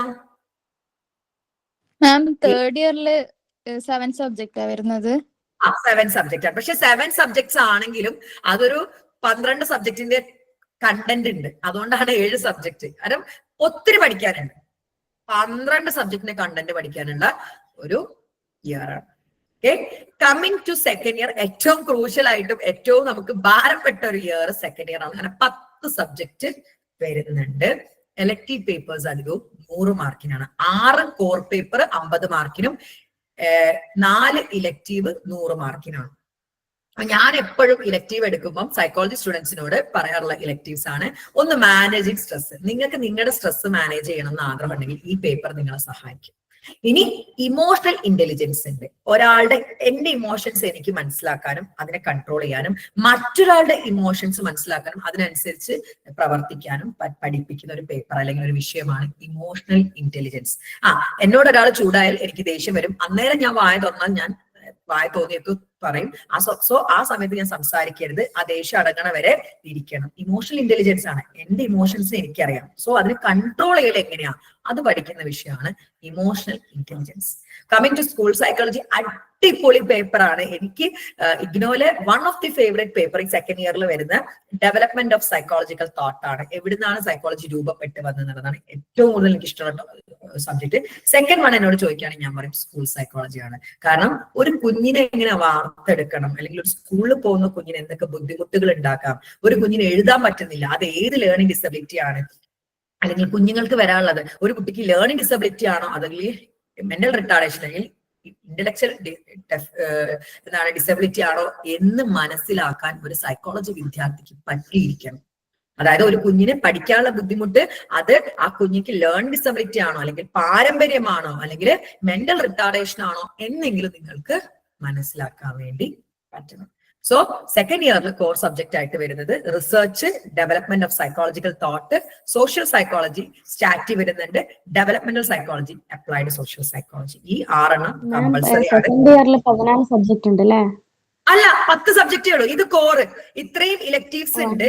ഇതിൽ 4 സെലക്ട് ചെയ്താൽ മതി. എല്ലാം അടിപൊളി പേപ്പേഴ്സ് ആണ്. പിന്നെ ഇംഗ്ലീഷിൽ അത്ര പ്രാവീണ്യം ഇല്ലാത്തവര് ഈ ക്രിയേറ്റീവ് റൈറ്റിംഗ് എടുക്കാതിരിക്കാനൊന്ന് ശ്രദ്ധിക്കണേ. ക്രിയേറ്റീവ് റൈറ്റിംഗ് ക്രിയേറ്റീവ് ആയിട്ട് എഴുതാനുള്ള കുറച്ച് സാഹിത്യമൊക്കെ വശമുണ്ട്. ഒപ്പീനിയനില് നല്ല ഒരു 4 എലക്ടീവ് പേപ്പേഴ്സ് ഞാൻ പറയാം. ഈ ക്രിയേറ്റീവ് റൈറ്റിംഗ് എടുക്കാനാവണല്ലോ. JDT-ലുള്ളവർക്ക് എന്തായാലും ഈ ക്രിയേറ്റീവ് റൈറ്റിംഗ് എടുക്കേണ്ടി വരുന്നുണ്ട്. അതില് സസ്റ്റൈനബിൾ ഡെവലപ്മെന്റ് അവരെ എടുക്കാൻ സമ്മതിക്കണില്ല. JDT paper നോക്കൂലെന്നുള്ളൂ. അവർ ഡൽഹിക്ക് അയച്ച് നോക്കി തരും. നമ്മൾ എത്രയോ സ്റ്റുഡൻസിനെ കൊണ്ട് ആ പേപ്പർ വേണ്ടാന്ന് പറഞ്ഞിട്ട് വേറെ ചെയ്യിപ്പിച്ചിട്ടുണ്ട്. കാരണം 3 വർഷമായിട്ട് ഗ്രൂപ്പിൽ ഇട്ടുകൊണ്ട് പിന്നെ നമ്മളൊക്കെ ഇഷ്ടമില്ലാതെ ക്രിയേറ്റീവ് റൈറ്റിംഗ് അല്ല, എടുക്കേണ്ടി എന്റെ അടുത്ത് അങ്ങനെ 3 വർഷം ക്രിയേറ്റീവ് റൈറ്റിംഗ് എഴുതി പൊട്ടിയ ഒരു കുട്ടി എന്റെ അടുത്ത് വന്നിട്ട് പറഞ്ഞു, മാം ഇനി JDT നോക്കിയിട്ടില്ലെങ്കിലും പ്രശ്നമില്ല, പാസ് ആവാണ്ട് വെറുതെ. എന്നിട്ട് അവരുടെ ഗ്രൂപ്പിൽ നിന്ന് വന്ന വേറൊരു കുട്ടീനെ ഞാൻ ഏതോ ഒരു സബ്ജക്ട് എടുക്കും, അത് ഇവിടെ നോക്കൂല എന്ന് പറഞ്ഞാൽ പക്ഷെ കുട്ടി പറഞ്ഞു അസൈൻമെന്റ് മാർക്ക് കുറച്ച് ലേറ്റ് ആവും, നിങ്ങൾക്ക് തേർഡ് ഇയർ ഇല്ലേ അതാവുമ്പോഴേക്കും വരും. അതൊരു എളുപ്പ വഴിയായിട്ടാണ് എനിക്ക് തോന്നിയിട്ടുള്ളത്. കാരണം അവിടെയുള്ള സബ്ജക്ട്സ് മാത്രം നമുക്ക് ഇങ്ങനെ ഒരു സെൻട്രൽ യൂണിവേഴ്സിറ്റി നമുക്ക് ഏത് സബ്ജക്ട് എടുക്കാനുള്ള ഒരു എന്തുണ്ട് റൈറ്റ് ഉണ്ട്. നിങ്ങൾക്ക് ഏത് വേണമെങ്കിലും എടുക്കാം. നമ്മുടെ ഗ്രൂപ്പിൽ എത്രയോ പേരുണ്ട് അങ്ങനെ JDT ഇല്ലാത്ത പേപ്പേഴ്സ് എടുത്തവര്. അവരെ അസൈൻമെന്റ് എന്ത് ചെയ്യും, അയച്ചു കൊടുക്കും. എന്നിട്ട് മാർക്ക് ഇച്ചിരി ലേറ്റ് ആവുന്നുള്ളൂ. പക്ഷെ നിങ്ങൾക്ക് ഒരു വർഷം കൂടി ഇല്ലേ, അപ്പോഴേക്കും വരുമല്ലോ. അല്ലാതെ വരാതിരിക്കുന്ന ഒരു പതിവില്ല. നിങ്ങൾ ആരോട് വേണമെങ്കിലും അന്വേഷിച്ചോ, വരാതിരിക്കുന്ന ഒരു പതിവില്ല. ബിക്കോസ് ഇറ്റ്സ് നമുക്കൊരു ഇഷ്ടമില്ലാതെ നമ്മളത് എടുക്കേണ്ടി വന്നിട്ട് JDT-ൽ തന്നെ സബ്മിറ്റ് ചെയ്തിട്ട് അവര് സെൻഡ് ചെയ്ത് കൊടുക്കില്ലേ ഇഗ്നൂനല്ലേ? നമ്മള് ഡയറക്റ്റ് ഇഗ്നൂന് സെൻഡ് ചെയ്യണം. സെൻഡ് ചെയ്ത് കൊടുക്കും. പക്ഷെ അതൊരു ഞാൻ അങ്ങനെ തള്ളി പറയുന്നത് കുറച്ച് റിസ്ക് ഉള്ള ഏർപ്പാടായതിനെ കൊണ്ടാണ് അവര് എന്ത് ചെയ്യുന്നത്, നിങ്ങൾ എടുക്കണ്ടെന്ന് പറയുന്നത്. അത് അവർക്ക് കുറച്ച് റിസ്ക് ആണ്. നിങ്ങളുടെ ഇതൊക്കെ ഫയൽ ചെയ്ത് അയക്കാന്ന് പറയുന്നത് കുറച്ച് റിസ്ക് ഉള്ള ഏർപ്പാടാണ്. അതുകൊണ്ടാണ് മാം അത് എടുത്തു പോയതോ? അപ്പോ എടുത്തു പോയാൽ കുറച്ച് കഷ്ടപ്പെട്ടിരുന്ന് പഠിക്കാം. ഞാൻ ക്ലാസ് എടുക്കും, നിങ്ങൾ ഇരുന്ന് പഠിച്ചാൽ മതി. ചേഞ്ച് ആക്കാൻ പറ്റില്ലല്ലോ. ഇല്ല. പറ്റുമോ? എന്താണെന്നറിയോ, അത് ഇച്ചിരി ഇംഗ്ലീഷ് വശം വേണം, എന്നാൽ ഓക്കെയാണ്. ഞാൻ എടുത്തുതരും, എന്നെ കൊണ്ട് പറ്റുന്ന പോലെ ഞാൻ എടുത്തുതരും. ക്രിയേറ്റീവ് റൈറ്റിംഗ് നമ്മൾ ചെയ്യുന്നുണ്ട്. ബേസിക് ഉണ്ടായാ മതിയാ മാം ഇംഗ്ലീഷില്? ബേസിക് ഉണ്ടായാ മതിയാ ഇംഗ്ലീഷില്? നമുക്ക് ശ്രമിക്കാം. ഞാനാണ് എടുക്കുന്നത്. ഞാൻ പിള്ളേർക്ക് വരെ കൊടുക്കുന്നില്ല, ഞാനാണ് എടുക്കുന്നത്. ഞാൻ പഠിപ്പിച്ചുതരാം കേട്ടോ. മാം ഇതിലൊന്ന് ഈസി സബ്ജക്ട് ഒന്ന് പറഞ്ഞുതരും. ഇത് മൊത്തത്തിൽ ഏതാ എടുക്കുന്ന എലക്ടീവ്? അടിപൊളിയാണ്. ഇമോഷണൽ ഇന്റലിജൻസ് അടിപൊളിയാണ്. സസ്റ്റൈനബിൾ ഡെവലപ്മെന്റ് നല്ലൊരു സബ്ജക്റ്റ് ആണ്. സ്കൂൾ സൈക്കോളജി നല്ലൊരു സബ്ജക്റ്റ് ആണ്. ഞാൻ ചോദിക്കുന്നത് അവിടെ ഒരു ഇഷ്യൂ വരുന്നത് സ്കൂൾ സൈക്കോളജിയും മാനേജിങ് സ്ട്രെസ്സും ഒരുമിച്ച് കിട്ടണില്ല. എനിക്കത് പറഞ്ഞുതരാം. സ്കൂൾ ലെവലിൽ വർക്ക് ചെയ്യാൻ ആഗ്രഹിക്കുന്നവരും ടീച്ചേഴ്സ് ആയിട്ടുള്ളവർ അങ്ങനെയുള്ളവരൊക്കെ സ്കൂൾ സൈക്കോളജി തന്നെ സെലക്ട്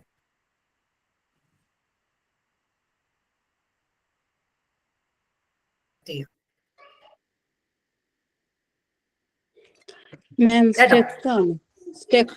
കേട്ടിട്ടില്ല. നെറ്റ്വർക്കിന് ചെറിയൊരു ഇഷ്യൂ. വേറെ ആർക്കെങ്കിലും കേൾക്കാത്ത പ്രശ്നമുണ്ടോ? കേട്ടിട്ടില്ല മാം. അതായത് 4 സബ്ജക്ട് നല്ല അടിപൊളിയാണ്. അതില്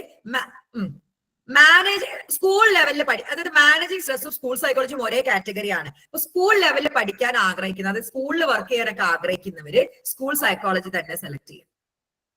അല്ലാത്തവര് മാനേജിങ് സ്ട്രെസ് സെലക്ട് ചെയ്യുക. ഞങ്ങൾ രണ്ടിന്റെയും ക്ലാസ് തരും. എല്ലാവർക്കും രണ്ടിന്റെയും ക്ലാസ് നമ്മൾ കൊടുക്കും. കാരണം സ്ട്രെസ് മാനേജ്മെന്റ് ഒരു കുട്ടി അറിഞ്ഞിരിക്കണം. സ്കൂൾ സൈക്കോളജി ആയാലും അറിഞ്ഞിരിക്കുന്നത് നല്ലതാണ്. ഞങ്ങൾ രണ്ടിന്റെയും ക്ലാസ് തരും.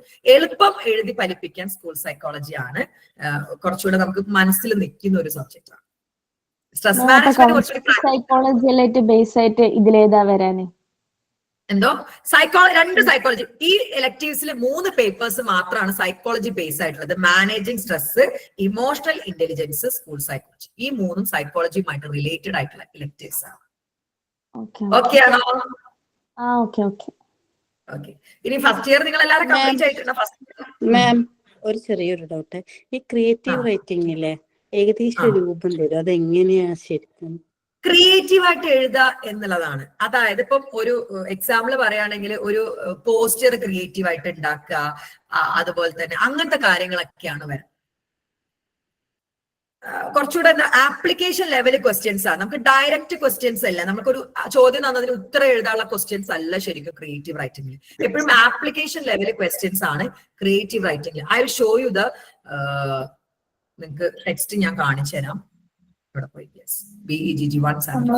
ഇത് ക്രിയേറ്റീവ് റൈറ്റിംഗ് ആണ്. അപ്പൊ ക്രിയേറ്റീവ് റൈറ്റിംഗിന്റെ കേസിലൊക്കെ നമുക്ക് കുറെ പോസ്റ്റർ ഉണ്ടാക്കാന്, അതുപോലെ തന്നെ ബ്ലോഗ് എഴുതാനൊക്കെ വരുന്നുണ്ട് കേട്ടോ. ഇത്തരത്തിലുള്ള അപ്പൊ ബ്ലോഗ് എഴുതാനൊക്കെ പ്രാക്ടിക്കൽ ലെവലിലാണ് ക്വസ്റ്റ്യൻസ് വരാം. ആണോ? ഇങ്ങനെ ഫസ്റ്റ് 2 ചാപ്റ്റേഴ്സ് കഴിഞ്ഞിട്ട് ഞാൻ ഉണ്ടോ സ്ട്രക്ചർ ഓഫ് മെറ്റീരിയൽ അങ്ങനത്തെ കാര്യങ്ങളാണ് വരെ. ബ്ലോഗ് എഴുതുക, അതുപോലെ തന്നെ പോസ്റ്റർ ക്രിയേറ്റ് ചെയ്യുക, അങ്ങനെ ക്രിയേറ്റീവ് ആയിട്ട് ചെയ്യുന്ന കാര്യങ്ങളാണ്. ഈ കമ്മ്യൂണിക്കേഷൻ സ്കില്ലെല്ലാം പോലെ തന്നെയാണോ ഫസ്റ്റ് ഇയറില് നമ്മള് അല്ലല്ല, ഒരിക്കലും അല്ല. ഇംഗ്ലീഷ് കമ്മ്യൂണിക്കേഷൻ സ്കിൽ വെരി ഈസിയാണ്. 4-5 ചാപ്റ്റർ 5-6 ചാപ്റ്റർ നമ്മുടെ നോട്ട് തന്നെ 170 ക്രിസ്പ് ആയിട്ടുള്ള നമ്മുടെ നോട്ട് തന്നെ 178 പേജ് വരുന്നുണ്ട് ക്രിയേറ്റീവ് റൈറ്റിംഗ്. അത്ര സിമ്പിൾ ആയിട്ടുള്ള അത്യാവശ്യം പഠിക്കാൻ കേട്ടോ. ഷോർട്ട് സ്റ്റോറി റൈറ്റിംഗ്, ചെറുകഥ എഴുതാൻ കേട്ടോ. ചെറുകഥ എഴുതാനുള്ള പഠിപ്പിച്ചിരുന്നുണ്ട്. ഷോർട്ട് സ്റ്റോറി റൈറ്റിംഗ് ഒരു ചാപ്റ്റർ ആണ്. അതുപോലെ തന്നെ നോക്കിക്കേ റൈറ്റിംഗ് പോയട്രി, കവിത എഴുതാന്, അങ്ങനത്തെ കാര്യങ്ങളൊക്കെ ക്രിയേറ്റീവ് ആയിട്ട് നോക്കിക്കേ. ഇമാജറി ആൻഡ് സിമ്പിൾസ്, ഇമേജറിയും സിമ്പിൾസും ഒരു ചാപ്റ്റർ ആയിട്ട് വരുന്നുണ്ട്. റേഡിയോ, ഇങ്ങനത്തെ കാര്യങ്ങളൊക്കെ റേഡിയോയിൽ എങ്ങനെയാ പറയാ, അതൊക്കെ ക്രിയേറ്റീവ് ആയിട്ട് എഴുതാനുണ്ടാവും. മാം അതൊക്കെ ഇംഗ്ലീഷിലല്ല എഴുതേണ്ട അപ്പൊ അക്കാഡമിക് റൈറ്റിംഗിൽ എങ്ങനെയാ വരുന്നേ? അക്കാഡമിക് റൈറ്റിംഗിൽ നിങ്ങൾ എങ്ങനെയാ ആൻസർ ഷീറ്റ് എഴുതുക എന്നുള്ള കാര്യങ്ങൾ, അതായത് കോമ്പോസിഷൻ എഴുതുക, അതുപോലെ തന്നെ എന്താ പറയാ, നോക്കിക്കേ, the process of approach to writing, ഇത് അക്കാഡമിക് റൈറ്റിംഗ് ആട്ടോ വരുന്നത്. അക്കാഡമിക്കിൽ എഴുതാം. Academic and non academic writing തമ്മിലുള്ള ഡിഫറൻസ്, അതായത് അക്കാഡമിക് റൈറ്റിംഗ് എന്ന് പറയുമ്പോൾ നമ്മൾ അക്കാഡമിക്കുമായിട്ട് ബന്ധപ്പെട്ടിട്ട് എസ്സേ എഴുതാ, ടൈപ്സ് ഓഫ് അക്കാഡമിക് റൈറ്റിംഗ് ഉണ്ട്, അങ്ങനത്തെ കാര്യങ്ങൾ, എസ്സേ എങ്ങനെ എഴുതാ, ഒരു കോമ്പോസിഷൻ എങ്ങനെ എഴുതാ, അത്യാദി കാര്യങ്ങളൊക്കെയാണ് അക്കാഡമിക് റൈറ്റിംഗിൽ. നിങ്ങൾക്ക് അക്കാഡമിക് റൈറ്റിംഗ് പേപ്പർ നിങ്ങൾക്ക് ഇംഗ്ലീഷ് എഴുതാൻ അത് ബേസിക് റൈറ്റിംഗ്സ് മുതലുണ്ട്. നോക്കിക്കേ, വൈ ഷുഡ് ഐ റൈറ്റ്, അങ്ങനത്തെ കാര്യങ്ങളൊക്കെ ഇൻക്ലൂഡ് ചെയ്തിട്ടുണ്ട്. അക്കാഡമിക് റൈറ്റിംഗ് ഈ പ്രാവശ്യം മുതൽ ഇംഗ്ലീഷ് എഴുതാൻ ബുദ്ധിമുട്ടുള്ള എല്ലാവർക്കും നമ്മൾ കൊടുക്കുന്നുണ്ട്, കാരണം അടിപൊളി പേപ്പറാണ്. കണ്ടോ, how to write a paragraph, paragraph എഴുതുമ്പോൾ what is a paragraph in academic essay, academic എസ്സേയിൽ പാരഗ്രാഫ് എഴുതുമ്പോഴുള്ള കാര്യങ്ങൾ, ഇങ്ങനത്തെ കാര്യങ്ങളൊക്കെയാണ് അക്കാഡമിക് റൈറ്റിംഗിൽ വരുന്നത്. ജീഷ്മ ഒന്നും വിചാരിക്കരുത്, ഇതും സൈക്കോളജി തമ്മിലുള്ള ബന്ധം അങ്ങനെ പറഞ്ഞിട്ട് കാര്യമില്ല. ഡിഗ്രി എടുക്കുമ്പോൾ നിങ്ങൾ 4 ഇംഗ്ലീഷ് ഒക്കെ പഠിക്കണം. ഞങ്ങൾ ഹിന്ദി ഒക്കെ പഠിച്ചിട്ടുണ്ട് പാവങ്ങൾ. ഞങ്ങൾ ഇന്ത്യ 2 വർഷം 4 സെമസ്റ്റർ 2 വർഷം ഞങ്ങൾ ഹിന്ദി പഠിച്ചിട്ടുണ്ട് പാവങ്ങൾ. ഹിന്ദിയിൽ എന്തൊക്കെ കബീർദാസിനെയും സൂർദാസിനെയും ഒക്കെ എന്റെ പൊന്നെ എന്നെ ഓർമ്മിപ്പിക്കുന്നത്, എനിക്ക് ട്രോമാറ്റിക് എക്സ്പീരിയൻസ് ആണ്. ഞാൻ ഈ +2 വരെയുള്ള ഹിന്ദി ഉണ്ടല്ലോ, അടിപൊളിയാണല്ലോ. എന്ത് വായി തോന്നിയില്ലേ എഴുതിയ ചില മാർക്ക് ഇട്ടല്ലോ, അത് വിചാരിച്ച് ഞാൻ ഡിഗ്രിക്ക് പോയി ഹിന്ദി എടുത്തു. എന്റെ ഏറ്റവും കൂടുതൽ കുറവ് മാർക്ക് കിടക്കുന്നത് ഹിന്ദിയിലാണ്. കാരണം ഈ സൂർദാസിനെയും കബീർദാസിനെയും ഒക്കെ എങ്ങാനും കണ്ടിരുന്നാലും വായിക്കൊള്ളുന്നത് വല്ല എഴുതിക്കൂടെ എന്ന് ചോദിക്കണം എന്ന് പോലും ഞാൻ വിചാരിച്ചിട്ടുണ്ട്. കാരണം കരച്ചില് വരും. 3 ടെക്സ്റ്റ് ബുക്ക് ഒക്കെ ഉണ്ടാവും. അപ്പൊ അത് ഒരു വിഷയം പഠിക്കുക എന്നുള്ളതാണ്. ഇലക്ടീവ് എന്ന് പറയുന്ന സമയത്ത് സൈക്കോളജിക്ക് അപ്പുറത്തോട്ട് ഒരു സബ്ജക്ട് പഠിക്കുക എന്നുള്ളതാണ്. നിങ്ങൾക്ക് വെറുതെ ഒരു ഡിഗ്രി തരൂല. PG ഓൾസോ ഇഗ്നോയിൽ ചെയ്താൽ ഓക്കെ ആണ്, ബിക്കോസ് ഇക്വാലൻസി വരുന്നുണ്ട്. അതുപോലെ തന്നെ ഇഗ്നോ ഒരു നാഷണൽ യൂണിവേഴ്സിറ്റിയാണ്, അതുകൊണ്ട് സെൻട്രൽ യൂണിവേഴ്സിറ്റി ആയതുകൊണ്ട് ഇന്ത്യന്റെ ഒരു യൂണിവേഴ്സിറ്റിയാണ്. ഇന്ത്യന്റെ പ്രസിഡന്റ് ആണ് ഇഗ്നോയുടെ വൈസ് പ്രസിഡന്റ് ആയിട്ട് വരുന്നത്. അത്രയും പ്രൊമനന്റ് ആയിട്ടുള്ള ഒരു യൂണിവേഴ്സിറ്റിയാണ്. ഇക്വാലൻസിയും കാര്യങ്ങളൊക്കെ വരുന്നുണ്ട്. നിങ്ങളൊന്ന് ആലോചിച്ചൊക്കെ, നിങ്ങൾ ഇഗ്നോയിൽ ഡിഗ്രി ചെയ്താൽ നിങ്ങൾക്ക് സെൻട്രൽ യൂണിവേഴ്സിറ്റിയിൽ PG റെഗുലർ ആയിട്ട് പഠിക്കാനുണ്ട്. സസ്റ്റൈനബിൾ റേറ്റിംഗ് ചോദിക്കണം, ഞാൻ അതിലേക്ക് വരാട്ടോ. അതിന് മുന്നേ പറയാണ്, നിങ്ങൾക്ക് എന്ത് ചെയ്യാം, ഇഗ്നോയില് ഡിഗ്രി റെഗുലർ ഡിസ്റ്റൻസ് പഠിച്ച ഒരാൾക്ക് എൻട്രൻസ് എഴുതിയിട്ട് നിങ്ങൾക്ക് പിന്നെ പഞ്ചാബ് നാഷണൽ യൂണിവേഴ്സിറ്റിയിലോ സെൻട്രൽ യൂണിവേഴ്സിറ്റി പഠിക്കാം. ഇവിടെ എന്താ പറയാ, കർണാടക സെൻട്രൽ യൂണിവേഴ്സിറ്റി പഠിക്കണോ, ഹൈദരാബാദ് യൂണിവേഴ്സിറ്റി റെഗുലർ ആയിട്ട് പഠിക്കണം. അത്രയും വാല്യൂ ഉണ്ട്. അതുപോലെ തന്നെ കേരളത്തിലാണെങ്കിൽ കണ്ണൂർ യൂണിവേഴ്സിറ്റിയിലെ വെരി പ്രൗഡ്, നിങ്ങളെ സൈക്കോളജിയുടെ 50% മാർക്ക് മതി. 50% മാർക്കും എൻട്രൻസ് എഴുതുകയും വേണം. 50 എൻട്രൻസ് കോച്ചിങ്ങും സൈക്കോളജി പ്രൊവൈഡ് ചെയ്യുന്നുണ്ട് കേട്ടോ. 50% മതി, പ്ലസ് എൻട്രൻസ് ആണ്. നമ്മുടെ നിങ്ങളെ പോലെ ഇഗ്നോര് 3 ഇയർ പഠിച്ച ഞങ്ങളുടെ ഹന്ന നിങ്ങൾ സൈക്കോളജിയുടെ പേജ് നോക്കിയത്, ഹന്ന കണ്ണൂർ യൂണിവേഴ്സിറ്റി എൻട്രൻസ് എഴുതി, അവള് കണ്ണൂർ യൂണിവേഴ്സിറ്റിയിൽ കിട്ടി. ഇപ്പൊ കണ്ണൂർ യൂണിവേഴ്സിറ്റിയിൽ റെഗുലർ ആയിട്ട് PG പഠിക്കുന്നുണ്ട് ഹന്ന. ഞാൻ എൻട്രൻസ് കോച്ചിങ് ആണ്, നിങ്ങൾക്ക് സൈക്കോളജി പേജിൽ നോക്കിയാൽ കാണാം ഹന്നേനെ. അപ്പൊ ഇഗ്നോ കാലിക്കറ്റ് യൂണിവേഴ്സിറ്റി ഇക്വാലൻസി ഇതുവരെ കൊടുത്തിട്ടില്ല, പക്ഷെ MG അതുപോലെ കണ്ണൂര് കേരള യൂണിവേഴ്സിറ്റിയിൽ എൻട്രൻസ് എഴുതി നിങ്ങൾക്ക് യൂണിവേഴ്സിറ്റിന്റെ ഉള്ളിലും അല്ലെങ്കിൽ അതുമായിട്ട് ബന്ധപ്പെട്ട കോളേജിലും റെഗുലർ ആയിട്ട് പഠിക്കാം PG. നിങ്ങൾ ഈ എന്താ പറയാ, അണ്ണാമല യൂണിവേഴ്സിറ്റി പോലെ അല്ല ഇഗ്നോ, ഒരു സെൻട്രൽ യൂണിവേഴ്സിറ്റിയാണ്. റൈറ്റിംഗിൽ ഇൻട്രസ്റ്റ് ഉണ്ടെങ്കിൽ ക്രിയേറ്റീവ് റൈറ്റിംഗ് എടുക്കും, അടിപൊളിയാ. നല്ല സാഹിത്യം കുറിച്ചിട്ടുണ്ടെങ്കിൽ നിങ്ങൾ എടുത്തു, അടിപൊളി പേപ്പർ. ഇംഗ്ലീഷിലായോണ്ട് ഒരു പ്രശ്നമുള്ളൂ. ശ്രമിക്കാം. ഞാൻ എന്താ പറയാ, എനിക്ക് എത്ര സാഹിത്യം വഴങ്ങില്ല. ഐ എം വെരി ഗ്രാമറിന് കൂടുതൽ വാല്യൂ കൊടുക്കുന്നുണ്ടോ? ഗ്രാമറിനെക്കാളും റൈറ്റിംഗ് സ്കില്ലിലാണ് കൂടുതൽ കൊടുക്കുന്നത്. ഗ്രാമറിനെക്കാളും റൈറ്റിംഗ് സ്കില്ലാണ് ഈ അക്കാഡമിക് റൈറ്റിംഗ്. വേറൊരു സബ്ജക്റ്റാ കുറച്ചും കൂടി നല്ലത്. കുറെ നേരമായി സസ്റ്റൈനബിൾ ഡെവലപ്മെന്റ് എന്നാണ് റീതിങ്കിങ് ഡെവലപ്മെന്റ്. സസ്റ്റൈനബിൾ ഡെവലപ്മെന്റ് എന്ന് പറഞ്ഞാൽ നമുക്ക് ഇപ്പോഴേക്കും ഈ തലമുറ, അത് വെള്ളം നമുക്കും വേണം, നമ്മുടെ പേരക്കുട്ടികളുടെ മക്കൾക്ക് ഉപയോഗിക്കണം. ആ തോതില് നമ്മൾ സാധനങ്ങൾ കൊണ്ടുപോകണം. അതിനെയാണ് സസ്റ്റൈനബിൾ ഡെവലപ്മെന്റ് എന്ന് പറയുന്നത്. അത് നമുക്കും അടുത്ത ജനറേഷനിലേക്കും ഉതകുന്ന രീതിയിൽ നാച്ചുറൽ റിസോഴ്സ് ഉപയോഗിക്കാൻ പഠിപ്പിക്കുന്ന ഒരു വിഷയമാണ് സസ്റ്റൈനബിൾ. EVSന്റെ ഒരു എന്താന്ന് പറയാം, ഒരു എക്സ്റ്റെൻഡഡ് വേർഷൻ ആണെന്ന് പറയും. റീതിങ്കിങ് ഡെവലപ്മെന്റ് എന്ന് പറയുന്നത് ഇന്ത്യയുടെ പൊളിറ്റിക്സ് ആണ്, മെയിൻ ആയിട്ടും പൊളിറ്റിക്സ് ആണ് അതിൽ കൊണ്ടുവരുന്നത്. BA ശേഷം MA തന്നെ എടുക്കണമെന്നുണ്ടോ MSc? വെരി നൈസ് ക്വസ്റ്റ്യൻ ആണ്. സൈക്കോളജിയുടെ കേസിൽ MA MSc എന്നുള്ളൊരു വ്യത്യാസവും ഇല്ല. നിങ്ങൾ ജാമിയ മിലിയ ഇസ്ലാമിയയിൽ പോയാൽ അവിടെ MA സൈക്കോളജിയാണ്, റെഗുലർ ആയിട്ടും MA സൈക്കോളജിയാണ്. അലിഗഡ് യൂണിവേഴ്സിറ്റിയിൽ MA സൈക്കോളജിയാണ്. അവിടെ സൈക്കോളജിയുടെ കേസിൽ ഡിഗ്രി ആൻഡ് PG എന്ന് മാത്രമേ പറയുന്നുള്ളൂ.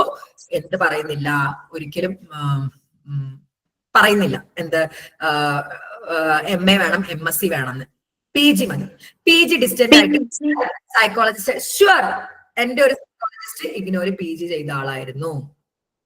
ഇതുവരെ നിർബന്ധമുണ്ടോ? ഇല്ല, ഇതുവരെ അങ്ങനെ ഒരു റൂള് വന്നിട്ടില്ല. ഓക്കെ മാം, ഈ ഡിഗ്രി കംപ്ലീറ്റ് ചെയ്ത് എന്തെങ്കിലും ജോബ് കിട്ടൂ? സൈക്കോളജിസ്റ്റ് ആയിട്ട് വർക്ക് ചെയ്യാൻ പറ്റില്ല. തുറന്ന് പറയാണ്, 5 വർഷം ഡിഗ്രിയും PG കഴിഞ്ഞ ഒരാൾക്ക് മാത്രമേ, നിങ്ങളെ പലരും പറ്റിക്കുന്നുണ്ട്. ഞാൻ ഈ അടുത്തൊരു ആഡ് കണ്ടു, 25,000-30,000 കൊടുത്തിട്ട് സൈക്കോ തെറാപ്പി എന്ന് പറഞ്ഞ ഒരു കോഴ്സ് ചെയ്യുന്നിട്ട് പേഷ്യൻസിനെ കാണിക്കുന്ന ഒരു കംപ്ലൈന്റ് പോയാൽ അവിടെ പൂട്ടിപ്പോകും. കാരണം മുറി വൈദ്യൻ ആളെ കൊല്ലും. ഒരാളുടെ മനസ്സ് വെച്ച് കളിക്കരുത്. എന്റെ അടുത്ത് ഇങ്ങനത്തെ ഒക്കെ പോയിട്ട് മൈൻഡ് കോച്ചിങ്, മറ്റേ കോച്ചിങ്, മറിച്ചേ കോച്ചിങ് എന്നൊക്കെ പറഞ്ഞ് ഒരുപാട് പേര് എന്തൊക്കെയോ കാര്യങ്ങളായിട്ട് ഇറങ്ങിയിട്ടുണ്ട്. 2,500-3,000 ഒക്കെ കൊടുത്ത് പലരും പോയിട്ട് മെന്റൽ ഇല്ലായിട്ട് തിരിച്ചു വരുന്നത്. അതായത് ഈ പണി മര്യാദയ്ക്ക് അറിയില്ലെങ്കിൽ ഒരു കാര്യം പറഞ്ഞുതരാം, ഒന്നും ഇല്ലാത്തവനെ പ്രാന്തനാക്കാൻ പറ്റും. മാം, ഒരു ഡൗട്ട് ചോദിച്ചോട്ടെ. അപ്പൊ ഇഗ്നോയില് നമ്മൾ PG ചെയ്ത് കഴിഞ്ഞ ഒരു പ്രൊഫഷണൽ ആയിട്ട് തന്നെ നമുക്ക് സൈക്കോളജിസ്റ്റ് ആവാൻ പറ്റും? ഓഫ് കോഴ്സ്, അതിന് ഇഗ്നോ 1 മാസം ഇന്റേൺഷിപ്പ് നിർബന്ധമായിട്ട് പറയുന്നുണ്ട്. ഇനി ഇന്റേൺഷിപ്പ് എപ്പോ മുതൽ നിങ്ങൾക്ക് സൈക്കോളജിയിൽ ഒരു പ്രാക്ടിക്കൽ ആയിട്ട് എന്തെങ്കിലും പഠിക്കണം എന്നുണ്ടോ, നിങ്ങൾ ഒരു ഇന്റേൺഷിപ്പ് ചെയ്യുക. എന്റെ ഇന്റേൺഷിപ്പ് ചെയ്തവർ ആരെങ്കിലും ഇവിടെ ഉണ്ടോ? എന്റെ ഒത്തിരി പേര് ഇഗ്നോയിൽ എന്റെ ഇപ്പൊ 8 പേരല്ലേ, 8 പേര് ഇവിടെ എന്റെ ഇന്റേൺഷിപ്പ് ചെയ്തുകൊണ്ടിരിക്കുകയാണ്. ഫസ്റ്റ് ഇയർ മുതൽ ഒരു ഇന്റേൺഷിപ്പ് ചെയ്താൽ നിങ്ങൾക്ക് കൃത്യമായിട്ട് മനസ്സിലാവും. ഈ കൂട്ടത്തിൽ ആരെങ്കിലും എന്റെ ഇന്റേൺഷിപ്പ് ചെയ്തവരുണ്ടോ? ഒരുപാട് പേര് ചെയ്തിട്ടുണ്ട്. അതായത് ഞാൻ ചോദിക്കുന്ന ആരെങ്കിലും ഉണ്ടെങ്കിൽ. ഹലോ മാം, ഞാൻ ഡിഗ്രി സെക്കൻഡ് ഇയറിൽ ഇന്റേൺഷിപ്പ് ചെയ്തിരുന്നു. മാമിന്റെ അടുത്തുനിന്നല്ല, പക്ഷെ ഇഗ്നോയില് ഞാൻ അതിനെപ്പറ്റി ചോദിച്ചപ്പോ ഞങ്ങൾക്ക് പ്രാക്ടിക്കലേ ഉള്ളൂ, ഇന്റേൺഷിപ്പ് ഇല്ലാന്നാ പറഞ്ഞു. ഇന്റേൺഷിപ്പ് നിർബന്ധമില്ല. ഒരു സൈക്കോളജി പ്രാക്ടിക്കലി പഠിക്കണം എന്നുള്ളവർക്ക് ചെയ്യാനുള്ളത്. ഓക്കെ, ഞാനിപ്പോ അത് ചെയ്തു വെച്ചു, അതിന്റെ റിപ്പോർട്ടൊക്കെ തയ്യാറാണ്. പക്ഷെ എനിക്കത് വാല്യുബിൾ ആക്കാൻ എന്താ ചെയ്യാൻ പറ്റുക? വാല്യുബിൾ ആക്കാന്നുള്ളത്, ഇത് വാല്യുബിൾ ആവുന്നത് നിങ്ങൾ പ്രാക്ടീസിംഗിലേക്ക് ഇറങ്ങുമ്പോഴാണ്. അല്ലെങ്കിൽ ഒരു വിഷയം നിങ്ങൾക്ക് എന്തൊക്കെ പഠിപ്പിച്ചത്, നമ്മളിവിടെ ഇന്റേൺഷിപ്പിൽ കൗൺസിലിംഗ് എങ്ങനെ ചെയ്യിപ്പിക്കുന്നതെന്ന് പ്രാക്ടിക്കൽ ആയിട്ട് പഠിപ്പിച്ചു കൊടുക്കും. ഒരു ഡിസോർഡറിന്റെ കേസസ് വെച്ച് പഠിപ്പിച്ചു കൊടുക്കും. നമ്മളെ ഇന്റേൺഷിപ്പ് കഴിഞ്ഞവർക്ക് സെക്കൻഡ് ഇയറും തേർഡ് ഇയറും അടിപൊളിയായിട്ട് എക്സാം എഴുതാൻ വേണ്ടി പറ്റിയിട്ടുണ്ട്. ഈ സൈക്കോളജിയുടെ പ്രാക്ടിക്കൽ അപ്പാർട്ട് ഫ്രം അക്കാഡമിക്സ്, അതായത് നിങ്ങൾ ഈ പഠിക്കുന്ന വിഷയങ്ങൾ തിയററ്റിക്കൽ അല്ലാതെ നിങ്ങൾക്ക് പ്രാക്ടിക്കൽ ആയിട്ട് എന്തൊക്കെയാണ്, ഒരു പേഷ്യന്റ് വന്ന് എന്തൊക്കെയാണ് ചെയ്യല്, ഏതൊക്കെ സൈക്കോതെറാപ്പീസ് ഉണ്ട് എന്നൊക്കെ നിങ്ങൾക്ക് അറിയാൻ വേണ്ടിയിട്ട് ഞാൻ 2 days വർക്ക്ഷോപ്സ് കണ്ടക്ട് ചെയ്യാറുണ്ട്. ഇഗ്നോ സ്റ്റുഡൻസിന് എക്സ്ക്ലൂസീവ്ലി ആട്ടോ. വരുന്ന സെക്കൻഡ് സാറ്റർഡേയും സൺഡേയും ഞങ്ങൾ ഒരു വർക്ക്ഷോപ്പ് നടത്തുന്നുണ്ട്. അതിൽ ലേണിംഗ് ഡിസബിലിറ്റി അങ്ങനത്തെ കാര്യങ്ങളൊക്കെ നമ്മൾ ക്രിസ്പായിട്ട് പറഞ്ഞുതരും. അതായത് ഒന്നൊരു ബേസിക്സ് കിട്ടാൻ. ഇനി നിങ്ങൾക്ക് ഒരു 10-15 ദിവസം ഇന്റേൺഷിപ്പിന് മാറ്റി വെക്കാനില്ല, പക്ഷെ ഒരു ഇന്റേൺഷിപ്പിന്റെ ഒരു എന്താ പറയാ, ഒരു ക്രിസ്പ് ബ്രീഫ് സാധനം കിട്ടണമെന്നുണ്ടെങ്കിൽ നിങ്ങൾക്ക് 2 days വർക്ക്ഷോപ്പ്. അതുകൊണ്ടാണ് വർക്കിംഗ് ആയിട്ടുള്ളവർക്കും കൂടെ നമ്മള് എന്താ പറയാ അക്കോമഡേഷൻ അടക്കം പ്രൊവൈഡ് ചെയ്തുകൊണ്ട് 2 days വർക്ക്ഷോപ്പ് നടത്താൻ തീരുമാനിച്ചിട്ടുണ്ട്. ഓക്കെ, അപ്പൊ ആർക്കെങ്കിലും താല്പര്യം ഞാൻ അതിന്റെ ഡീറ്റെയിൽസ് ഒക്കെ ഗ്രൂപ്പിൽ ഇട്ടേക്കാം കേട്ടോ. ഒരു ഡൗട്ട്, അതായത് ഞാൻ കേട്ടിട്ടുണ്ട് PG നമ്മൾ റെഗുലർ ആയിട്ട് ചെയ്താലേ സ്വന്തമായിട്ട് ക്ലിനിക്കോ അങ്ങനെ എന്തെങ്കിലും അതൊരു വാലിഡ്. നിങ്ങൾക്ക് സ്വന്തമായിട്ട് ക്ലിനിക്ക് സ്റ്റാർട്ട് ചെയ്യണമെങ്കിൽ PG റെഗുലർ ആയിട്ട് ചെയ്യണം. സ്വന്തം പേരില് ക്ലിനിക്ക് സ്റ്റാർട്ട് ചെയ്യണമെങ്കിൽ ഇപ്പൊ ഞാൻ ഇരിക്കുന്നത് അഫാസ് വെൽനസ് എന്നുള്ള കോഴിക്കോടുള്ള എന്റെ ക്ലിനിക്കിലാണ്. എന്റെ സ്വന്തം പേരിൽ രജിസ്റ്റർ ചെയ്ത ക്ലിനിക്കാണ്. അതിന് നമുക്ക് PGയുടെ റെഗുലർ സർട്ടിഫിക്കറ്റ് അവിടെ ഹാജരാക്കണം, അത് നിർബന്ധം. പക്ഷെ സൈക്കോളജിസ്റ്റ് ആയിട്ട് വർക്ക് ചെയ്യാൻ എന്താണ് ഇതുവരെ റെഗുലർ PG വേണം എന്നുള്ളൊരു നിർബന്ധം ഇല്ല. വർക്ക്ഷോപ്പ് ഓഫ്ലൈൻ ആണ്, ഓൺലൈൻ അല്ല, ഓഫ്ലൈൻ ആണ്. ഒരു സംശയം, എവിടെ വെച്ചാ വർക്ക്ഷോപ്പ്? സെക്കൻഡ് ഇയർ എലക്ടീവ് സബ്ജക്റ്റില് ഒരു പേപ്പർ ഉണ്ട്, BCOS 183 computer application in business. അതാരെടുത്തു തന്നു? അതൊക്കെ കൊമേഴ്സുകാരുടെ സബ്ജക്റ്റാ. ബികോമേറതാണ്, പക്ഷെ വളരെ എളുപ്പമാണ്. ആണോ? നമുക്ക് നോക്കാം. ഞാൻ അതായിരുന്നു എടുത്തിരുന്നത്. വേറെ കമ്പ്യൂട്ടറിന്റെ ഹാർഡ്വെയർ, സോഫ്റ്റ്വെയർ, ഹാർഡ്വെയർ സോഫ്റ്റ്വെയർ. ഞാൻ എനിക്ക് കമ്പ്യൂട്ടറിൽ വലിയ ഇതൊക്കെ നമ്മൾ കേട്ട് സംഭവങ്ങളല്ലേ. ഓക്കെ, അപ്പൊ എഴുതാൻ വളരെ എളുപ്പമാണ്. ഓക്കെ, ഞാൻ അതുകൂടി ഒന്ന് പിള്ളേരൊന്ന് നോട്ട് ചെയ്ത് സൈക്കോസ്റ്റ് അത് കണ്ടിട്ടില്ല എന്നൊന്നും അങ്ങനത്തെ ഒരു വിഷയം എടുക്കാറില്ല. ഞാൻ പരീക്ഷ ഹാളിൽ ചെന്നപ്പോൾ ഏറ്റവും കൂടുതൽ കുട്ടികൾ അതാണ് കണ്ടത്. കാരണം ഒരു ചോദ്യം, സൈക്കോതെറാപ്പി എങ്ങനെ സ്പെഷ്യലൈസ് ചെയ്യും? LLB പോലെയാണ് നമ്മള്. അതായത് പഠിച്ചിറങ്ങാ, എന്നിട്ട് പ്രാക്ടീസ് ചെയ്യുന്നവരുടെ അണ്ടറിൽ പോയിട്ട് എന്ത് ചെയ്യാ, പ്രാക്ടീസ് ചെയ്യാം. CBT കുറിച്ച് ഞാനിപ്പോ CBT ഇവിടെ കോച്ചിങ് കൊടുക്കുന്നുണ്ട്. PG കഴിഞ്ഞവർക്ക് ഞാൻ 3 മാസത്തെ CBT കോച്ചിങ് കൊടുക്കുന്നുണ്ട്. റിയൽ കേസസ് വെച്ച് LLB പോലെയാണ്. അത് പഠിച്ചിറങ്ങാ, എന്നിട്ട് എന്ത് ചെയ്യാ, ഞാൻ ഡോക്ടർ പ്രജീഷ് പാലന്തറയുടെ കീഴിൽ നിന്നിട്ട് CBT പഠിച്ചു, സ്വയമായിട്ട് കുറച്ച് കാര്യങ്ങളൊക്കെ പഠിച്ചെടുത്തു.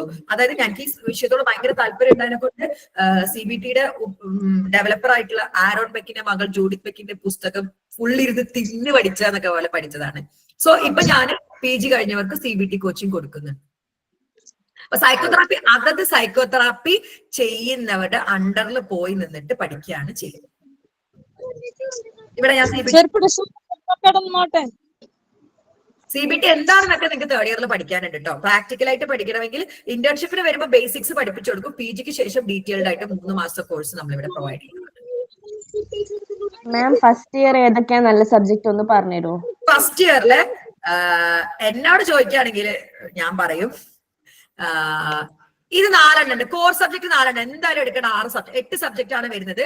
Introduction to psychology, bio psychology, ഇൻഡിവിജ്വലും സ്റ്റാറ്റും കോർ ആണ്. 4 എന്തായാലും എടുക്കണം. അതുപോലെ തന്നെ എൻവയോൺമെന്റൽ സ്റ്റഡീസ് 100 മാർക്കിന് MCQ ആയിട്ട് വരുന്ന ഒരു സബ്ജക്ട് ആണ് എൻവയോൺമെന്റ്. അതും നമ്മൾ എന്തായാലും എടുക്കണം. ഇംഗ്ലീഷ് കമ്മ്യൂണിക്കേഷൻ സ്കില്ലും എടുക്കണം. പിന്നെ 2 എലക്ടീവ് സെലക്ട് ചെയ്യാം. 2 എലക്ടീവില് gender sensitisation, society and culture അടിപൊളി സബ്ജക്ട് ആണ്. അതുപോലെ തന്നെ ഡിസാസ്റ്റർ മാനേജ്മെന്റ്, ഈ വർഷം ഞാൻ എടുത്തു. ഡിസാസ്റ്റർ മാനേജ്മെന്റ് ഒരു അടിപൊളി സബ്ജക്ട് ആണ്. കാരണം ഒരു ഡിസാസ്റ്ററിനെ എങ്ങനെ മാനേജ് ചെയ്യാന്നുള്ള എന്റെ പിള്ളേർ ഇവിടെ എനിക്ക് അവർ ചിരിക്കുകയാണ്. കാരണം അവരായിരുന്നു ഡിസാസ്റ്റർ എടുത്തിട്ടുണ്ട്. എനിക്ക് പേഴ്സണലി ഡിസാസ്റ്റർ ഇഷ്ടാട്ടോ. അപ്പൊ ആരാണ് ഇവിടെ ക്ലാസ് എടുക്കുന്നതെന്ന് ചോദിച്ചു കഴിഞ്ഞാല് ഞാനടക്കം 3 പ്രാക്ടീസിങ് സൈക്കോളജിസ്റ്റും ഒരു അസിസ്റ്റന്റ് സൈക്കോളജിസ്റ്റും 4 പേരാണ് നമുക്ക് ക്ലാസ് എടുക്കുന്നുള്ളത്. അതുപോലെ തന്നെ MA മലയാളം ഒരാളാണ്, മെന്ററാണ് നിങ്ങൾക്ക് അക്കാഡമിക് ഇൻചാർജ് ആയിട്ടുള്ളത്. അത്രയും എഡ്യൂക്കേഷൻ കഴിഞ്ഞ പ്രാവശ്യം അടച്ചത് 6 മാസമാണെന്ന് എനിക്ക് തോന്നുന്നു. മ്യൂട്ടാക്കാവോ? കേൾക്കുന്നില്ല. അപ്പൊ എന്നോട് ചോദിക്കുകയാണെങ്കിൽ ഞാൻ പറയും ഡിസാസ്റ്റർ മാനേജ്മെന്റ്. അതുപോലെ തന്നെ കൊടുക്കാത്തൊരു വിഷയത്തിലേക്ക് വിട്ടുപോയതാണ് ഫിലോസഫി ഓഫ് റിലീജിയൻ. എനിക്ക് ഏറ്റവും ഇഷ്ടപ്പെട്ട പേപ്പറാണ് ഫിലോസഫി ഓഫ് റിലീജിയൻ. ആരാണത്? രണ്ടു ദിവസത്തേക്ക് ഇനി ഇവിടെ ഇല്ലേ? ഞങ്ങൾ പോണവരെ കൊച്ചറിഞ്ഞിട്ടില്ല. അർപ്പിത ഫിലോസഫി ഓഫ് റിലീജിയൻ, അതുപോലെ തന്നെ ജെൻഡർ സെൻസിറ്റൈസേഷൻ, ഡിസാസ്റ്റർ മാനേജ്മെന്റ് ഒക്കെ അടിപൊളിയാണ്. ഇന്ത്യൻ സൊസൈറ്റി ഒരുമാതിരി ഇന്ത്യനെ പറ്റി പഠിക്കാനുള്ള സാധനമാണ്. ക്ലാസ് അങ്ങനത്തെ കാര്യങ്ങളൊക്കെ, കാസ്റ്റ് അങ്ങനത്തെ കാര്യങ്ങളൊക്കെ പഠിക്കാൻ. ഇന്ത്യൻ സൊസൈറ്റി നമ്മളൊരു കുട്ടി പോയിട്ടുണ്ടായിരുന്നില്ല. ഇക്വാലൻസി അല്ല കേട്ടോ, ഇക്വാലൻസി അല്ല, എൻട്രൻസ് എഴുതാൻ സമ്മതിക്കുന്നുണ്ട്. എൻട്രൻസ് എഴുതാം, എൻട്രൻസ് എഴുതി കയറി പറ്റണം. ഇക്വാലൻസി സബ്ജക്ട് എന്നത് അപ്ലൈഡ് എത്തിക്സ് എന്ന് പറയുന്നത് എത്തിക്സ്, നമുക്ക് കുറെ എത്തിക്സ് ഉള്ളത് അത് അപ്ലൈ ചെയ്യാതാണ്. ഈ വർഷം മുതൽ അണ്ടർസ്റ്റാൻഡിങ് അംബേദ്കർ നമ്മൾ കൊടുക്കുന്നുണ്ട്. അപ്ലൈഡ് എത്തിക്സും അണ്ടർസ്റ്റാൻഡിങ് അംബേദ്കറും അടിപൊളി പേപ്പർ ആട്ടോ. അണ്ടർസ്റ്റാൻഡിങ് BR അംബേദ്കർ, അതായത് നമ്മുടെ ഇന്ത്യൻ കോൺസ്റ്റിറ്റ്യൂഷൻ, അതായത് നമ്മുടെ ഇന്ത്യന്റെ കോൺസ്റ്റിറ്റ്യൂഷൻ എഴുതിയ ആളാണ് BR അംബേദ്കർ. അദ്ദേഹത്തെ ഒന്ന് ഡീപ്പായിട്ട് അറിയാൻ സഹായിക്കുന്ന ഒരു. ഇനിയിപ്പം നമ്മള് സൈക്കോസ്റ്റയിൽ ജോയിൻ ചെയ്യുന്നവർക്ക് നിങ്ങൾ എടുത്ത ഇലക്ടീവ് പുറമെ, ഇപ്പൊ നിങ്ങൾ എടുത്തത് ഇന്ത്യൻ സൊസൈറ്റി ജെൻഡറും ആണ്, പക്ഷെ നിങ്ങൾക്ക് ഫിലോസഫി ഓഫ് റിലീജിയൻ പഠിക്കാൻ താല്പര്യമുണ്ടെങ്കിൽ അത് നമ്മൾ ഫ്രീ ആയിട്ട് നിങ്ങൾക്ക് ക്ലാസ്സസ് പ്രൊവൈഡ് ചെയ്യും. അതൊക്കെ നല്ല സബ്ജക്ട്സ് ആണ്. ഞാൻ സത്യം പറയുകയാണെങ്കിൽ ഇലക്ടീവ്സ് ഒന്നും എന്റെ പേപ്പേഴ്സ് അല്ല, ഞാൻ പഠിച്ചിട്ട് ഞാൻ പഠിപ്പിക്കുകയാണ്. അടിപൊളിയായിട്ട് എനിക്ക് എടുക്കാൻ പറ്റുന്നുണ്ടെന്നാണ് വിശ്വാസം. കാരണം ഞാൻ ആസ്വദിച്ചെടുക്കുന്ന വിഷയങ്ങളാണ് ഇലക്ടീവ് പേപ്പേഴ്സ്. കാരണം ഒരു പുതിയ സബ്ജക്ട് ഞാൻ പഠിക്കുകയാണ്, അത് നിങ്ങളിലേക്ക് എത്തിക്കുകയാണ്. ഇനി സൈക്വസ്റ്റ് നിങ്ങൾക്ക് എന്തൊക്കെയാണ് പ്രൊവൈഡ് ചെയ്യാന്നുള്ളത് ഒന്ന് പറഞ്ഞുതരാം. മുഴുവൻ വിഷയങ്ങൾക്കും ലൈവ് ക്ലാസ്. അവൻ ലൈവ് ക്ലാസ് ഞാൻ പറയുമ്പോൾ വ്യക്തമായിട്ട് ഞാൻ പറയുന്നത് 1 വർഷം കൊണ്ട് എല്ലാ സബ്ജക്റ്റും. ഇപ്പം 6 മാസം കൊണ്ട് നിങ്ങൾക്ക് എഴുതണമെങ്കിൽ നിങ്ങൾക്ക് എന്റെ അടുത്ത് വരാം. പക്ഷെ പകുതി സബ്ജക്ട് നിങ്ങൾ എന്ത് ചെയ്യേണ്ടി വരും? റെക്കോർഡിങ്സ് കാണേണ്ടി വരും. 1 വർഷം നിങ്ങൾ എന്റെ കൂടെ നിൽക്കുകയാണെങ്കിൽ ഈ സബ്ജക്ട്സ് ഒക്കെ നിങ്ങൾക്ക് എന്ത് കിട്ടും? ലൈവ് കിട്ടും. ജോയിൻ ചെയ്യുമ്പോൾ തന്നെ ഫുൾ ക്ലാസ് നിങ്ങൾക്ക് കിട്ടും. അതിന് പുറമെ ഇപ്പൊ മുതൽ നമ്മൾ എന്താ ചെയ്യുന്ന വെച്ചാല് ഓരോ ഇയറിനും ഒരു ഇൻചാർജ് ഉണ്ടായിരിക്കും. ഫസ്റ്റ് ഇയറും സെക്കൻഡ് ഇയറും തേർഡ് ഇയറും ഒരു ഇൻചാർജ് ഉണ്ടായിരിക്കും. 3 സൈക്കോളജിസ്റ്റുകൾ നിങ്ങൾക്ക് ക്ലാസ് എടുക്കും. ഡെയിലി 2 ലൈവാണ് നിങ്ങൾക്ക് ഉണ്ടാവുക. ഓക്കെ, അപ്പൊ ലൈവ് ക്ലാസ്സുകളുടെ റെക്കോർഡിംഗ് നിങ്ങൾ എക്സാം പൂർത്തിയാവുന്ന വരെ സൈക്കോസ്റ്റ് ആപ്പിൽ നിങ്ങൾക്ക് ലഭിക്കും.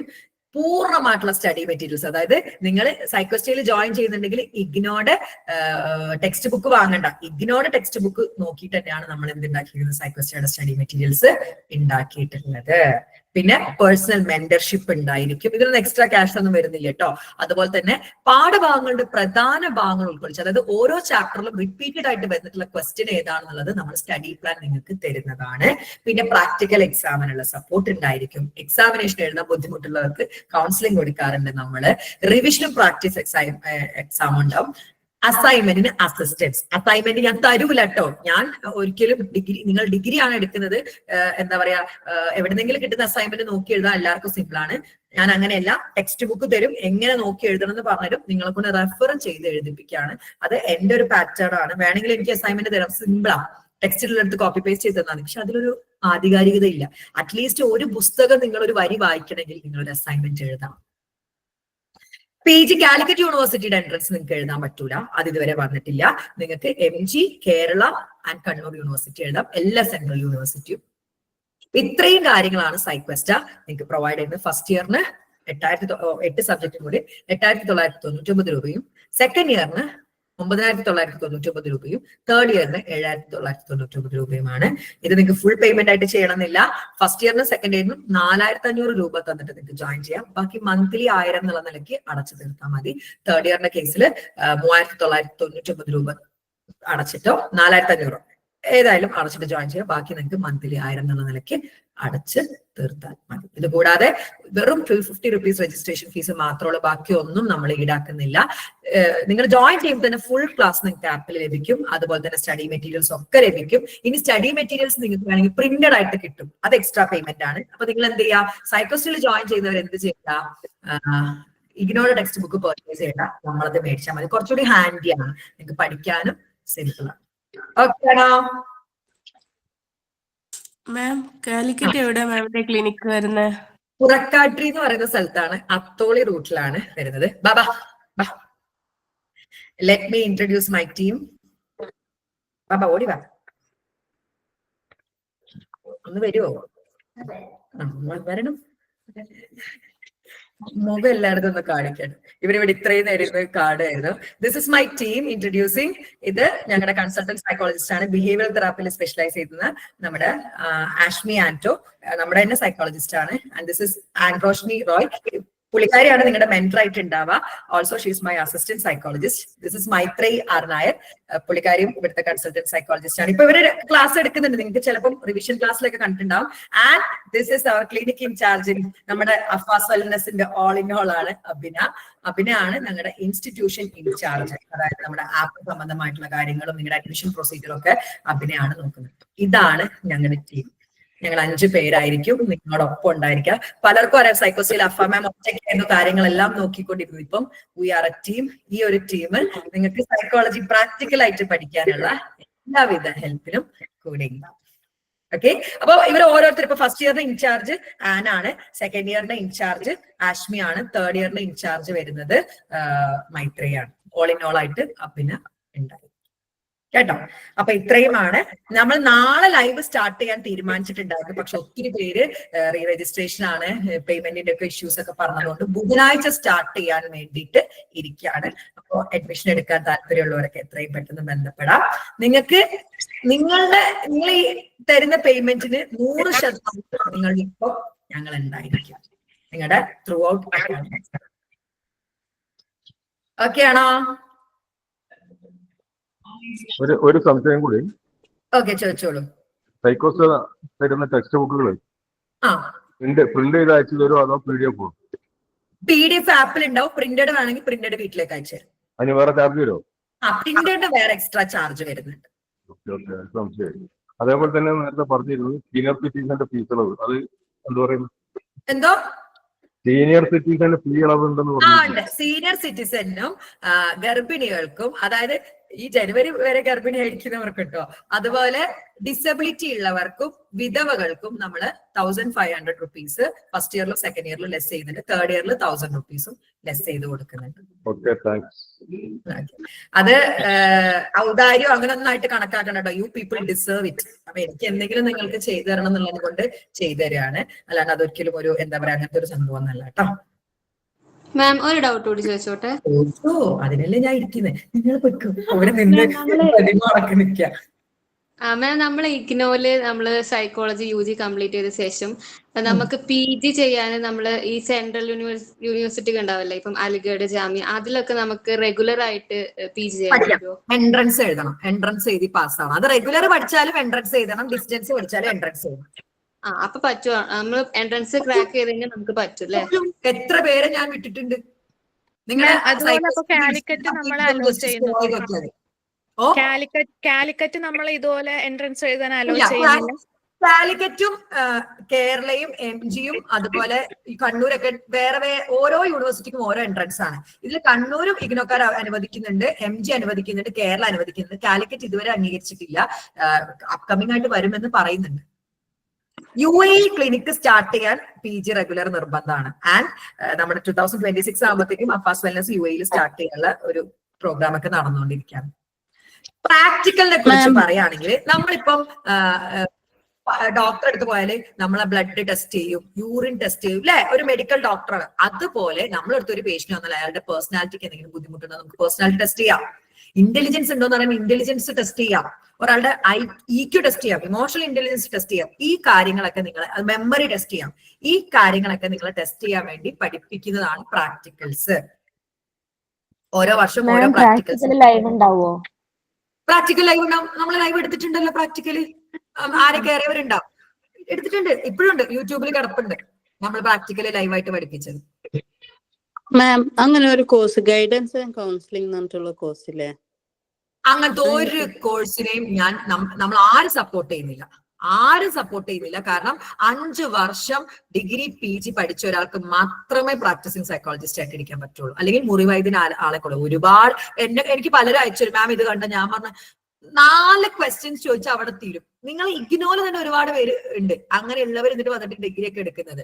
മുറിവൈദ്യന് ആളെ കൊല്ലുന്നു പറയുന്ന പോലെ നമ്മൾ 4-5 ക്വസ്റ്റ്യൻസ് അവരോട് ചോദിക്കുള്ളൂ. അതിന് ഉത്തരം ഒന്നിനു പോലെ ആർക്കും ഉത്തരം തരാൻ വേണ്ടി പറ്റത്തില്ല. 2 വർഷം NLP ഇല്ലേ? NLP സൈക്കോളജിയിൽ അംഗീകരിച്ചിട്ടില്ല. നിങ്ങൾക്ക് നോക്കാം, ഞാൻ പറയുന്നല്ല കേട്ടോ. NLP എന്നൊരു വിഭാഗം സൈക്കോളജിയിൽ ഇല്ല. ഇന്റർനാഷണൽ സൈക്കോളജി ഒരു കൗൺസിലിംഗ് നടത്തുന്നുണ്ടല്ലോ.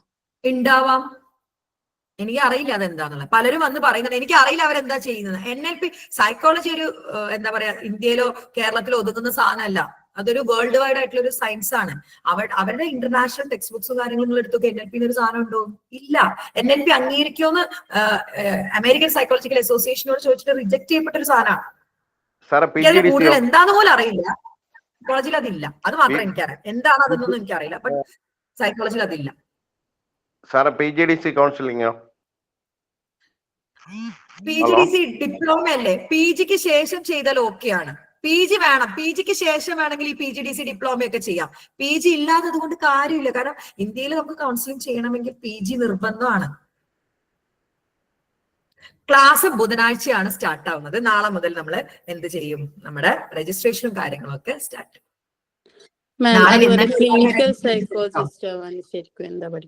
ക്ലിനിക്കൽ സൈക്കോളജിസ്റ്റ് ആവാന് ഇപ്പൊ ഉള്ളൊരു നയം വെച്ചിട്ട് PGക്ക് ശേഷം 2 വർഷം MPhil ഇൻ ക്ലിനിക്കൽ സൈക്കോളജി ചെയ്യാണ് വേണ്ടത്. MPhil RCA രജിസ്റ്റേർഡ് ആയിട്ടുള്ള ഒരു ക്ലിനിക്കൽ സൈക്കോളജിസ്റ്റ് ആവണമെങ്കിൽ PG കഴിഞ്ഞ ശേഷം 2 വർഷം MPhil ചെയ്യണം.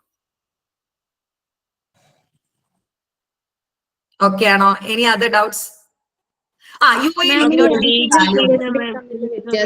UAE ഇഗ്നോ ഡിഗ്രിക്ക് വാല്യൂ ഉണ്ട്, PGക്കും വാല്യൂ ഉണ്ട്. ഒരുപാട് പേര് UAEലൊക്കെ വർക്ക് ചെയ്യുന്നുണ്ട്. എസ്പെഷ്യലി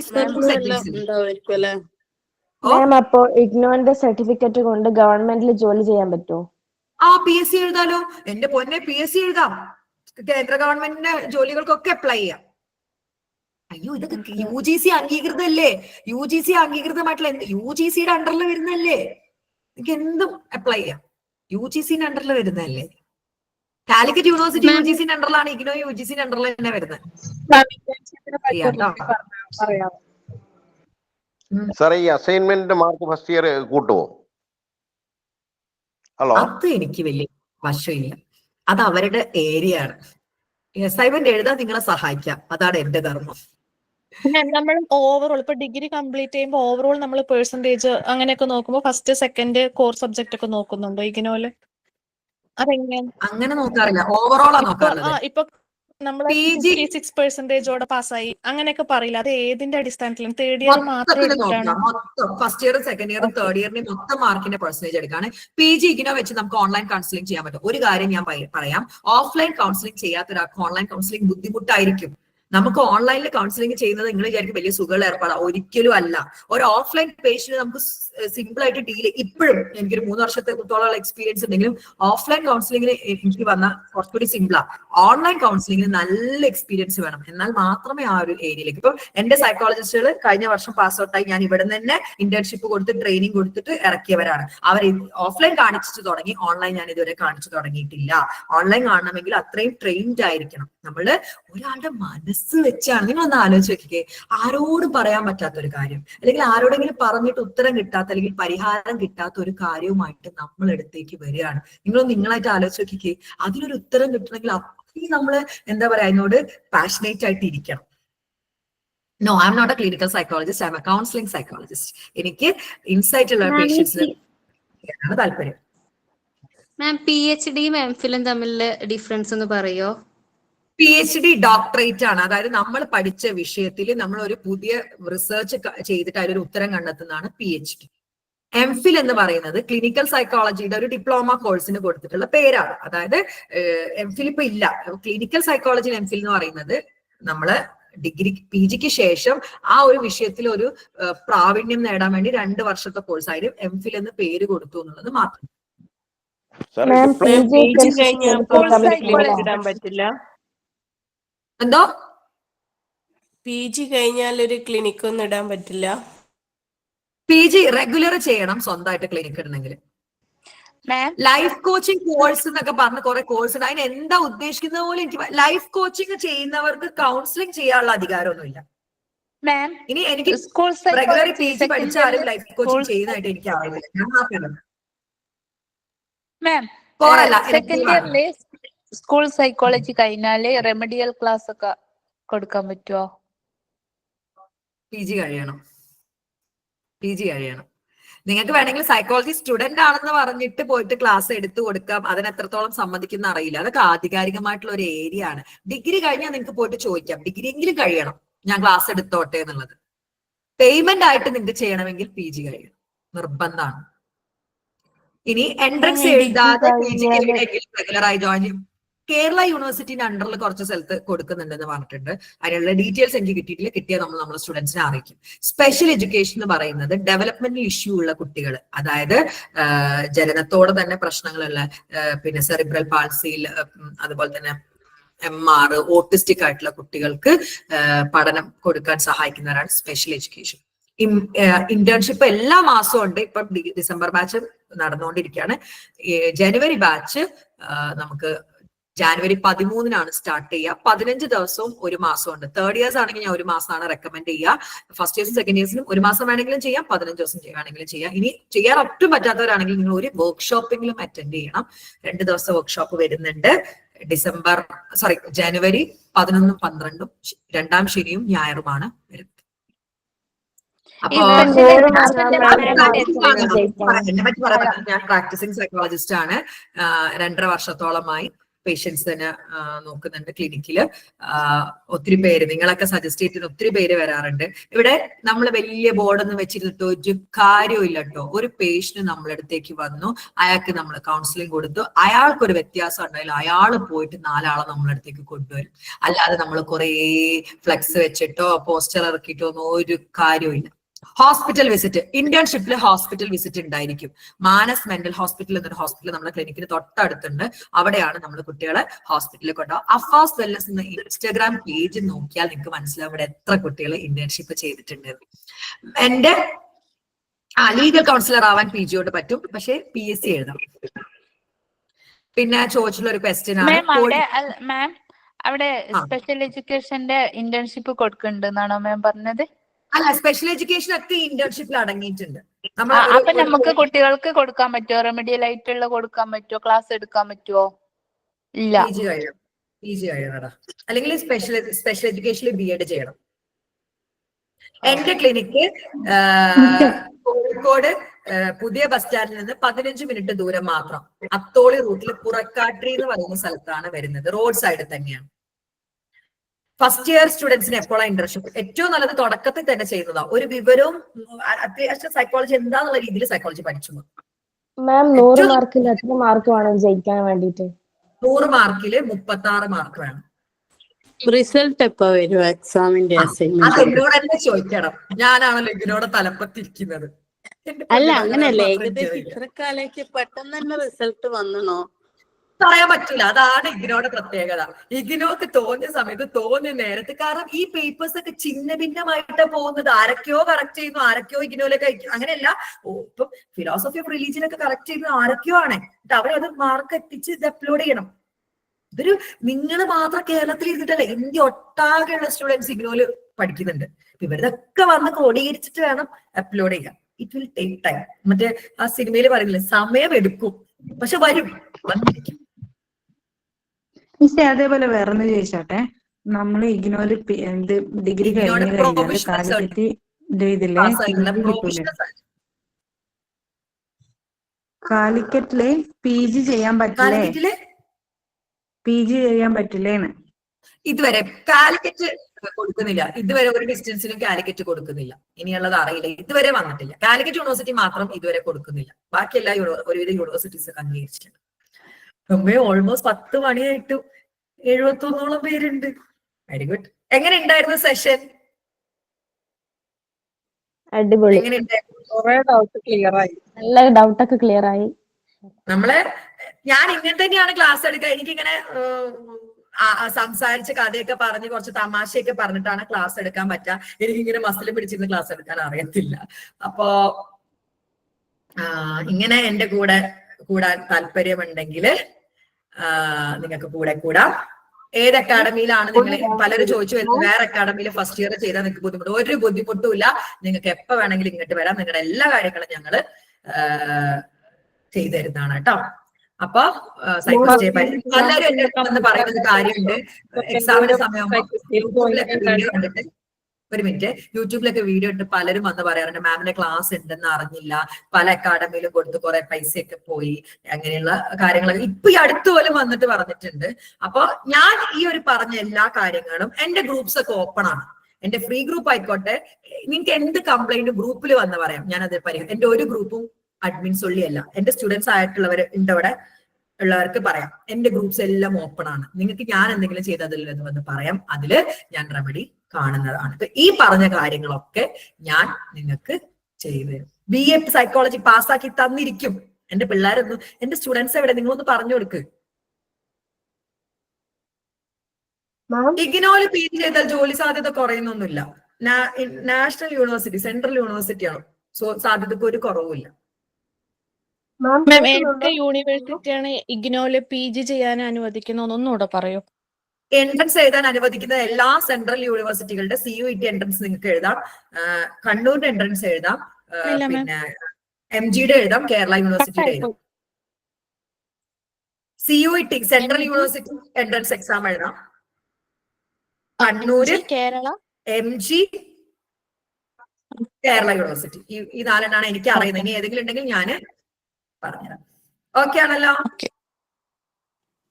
ഇല്ല, PG ഡിസ്റ്റൻസ് ആയിട്ട് ചെയ്ത ക്ലിനിക്ക് സ്റ്റാർട്ട് ചെയ്യാൻ പറ്റൂല. ഇഗ്നോയുടെ ഡിഗ്രി വെച്ചിട്ട് UAE വർക്ക് ചെയ്യുന്നവരുണ്ട്, ഒത്തിരി പേരുണ്ട്. എസ്പെഷ്യലി സ്കൂൾ ഏരിയയില്. നിങ്ങളിപ്പോ കിൻഡർ ഗാർഡൻ ടീച്ചറൊക്കെ ആയിട്ടാണെങ്കിൽ പെട്ടെന്ന് കിട്ടും. കമ്മ്യൂണിക്കേറ്റീവ് സ്കില്ലും ഇഗ്നോയില് അതൊക്കെ പറഞ്ഞ അവര് ചോദിക്കുന്ന 4 ക്വസ്റ്റ്യൻസ് പറഞ്ഞു കൊടുക്കാൻ വേണ്ടി പറ്റണം കേട്ടാ. മാം എന്റെ ഗംഗയാണ്. മാം കേക്കാവോ?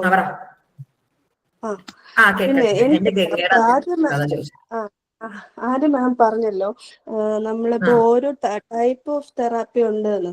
അപ്പോ നമ്മള് പേഷ്യൻസ് വരുന്നവര് അല്ലെങ്കിൽ ഞാനിപ്പോ ഒരു പേഷ്യന്റ് ആണെങ്കിൽ എനിക്ക് എന്തെങ്കിലും ഒരു ആങ്സൈറ്റിയോ അല്ലെങ്കിൽ എന്തെങ്കിലും ഉണ്ടെങ്കിൽ എങ്ങനെ മനസ്സിലാക്കാം, അല്ലെങ്കിൽ ഏത് സൈക്കോളജിസ്റ്റിന്റെ അടുത്ത് പോകണം എന്ന് എങ്ങനെ മനസ്സിലാക്കാം?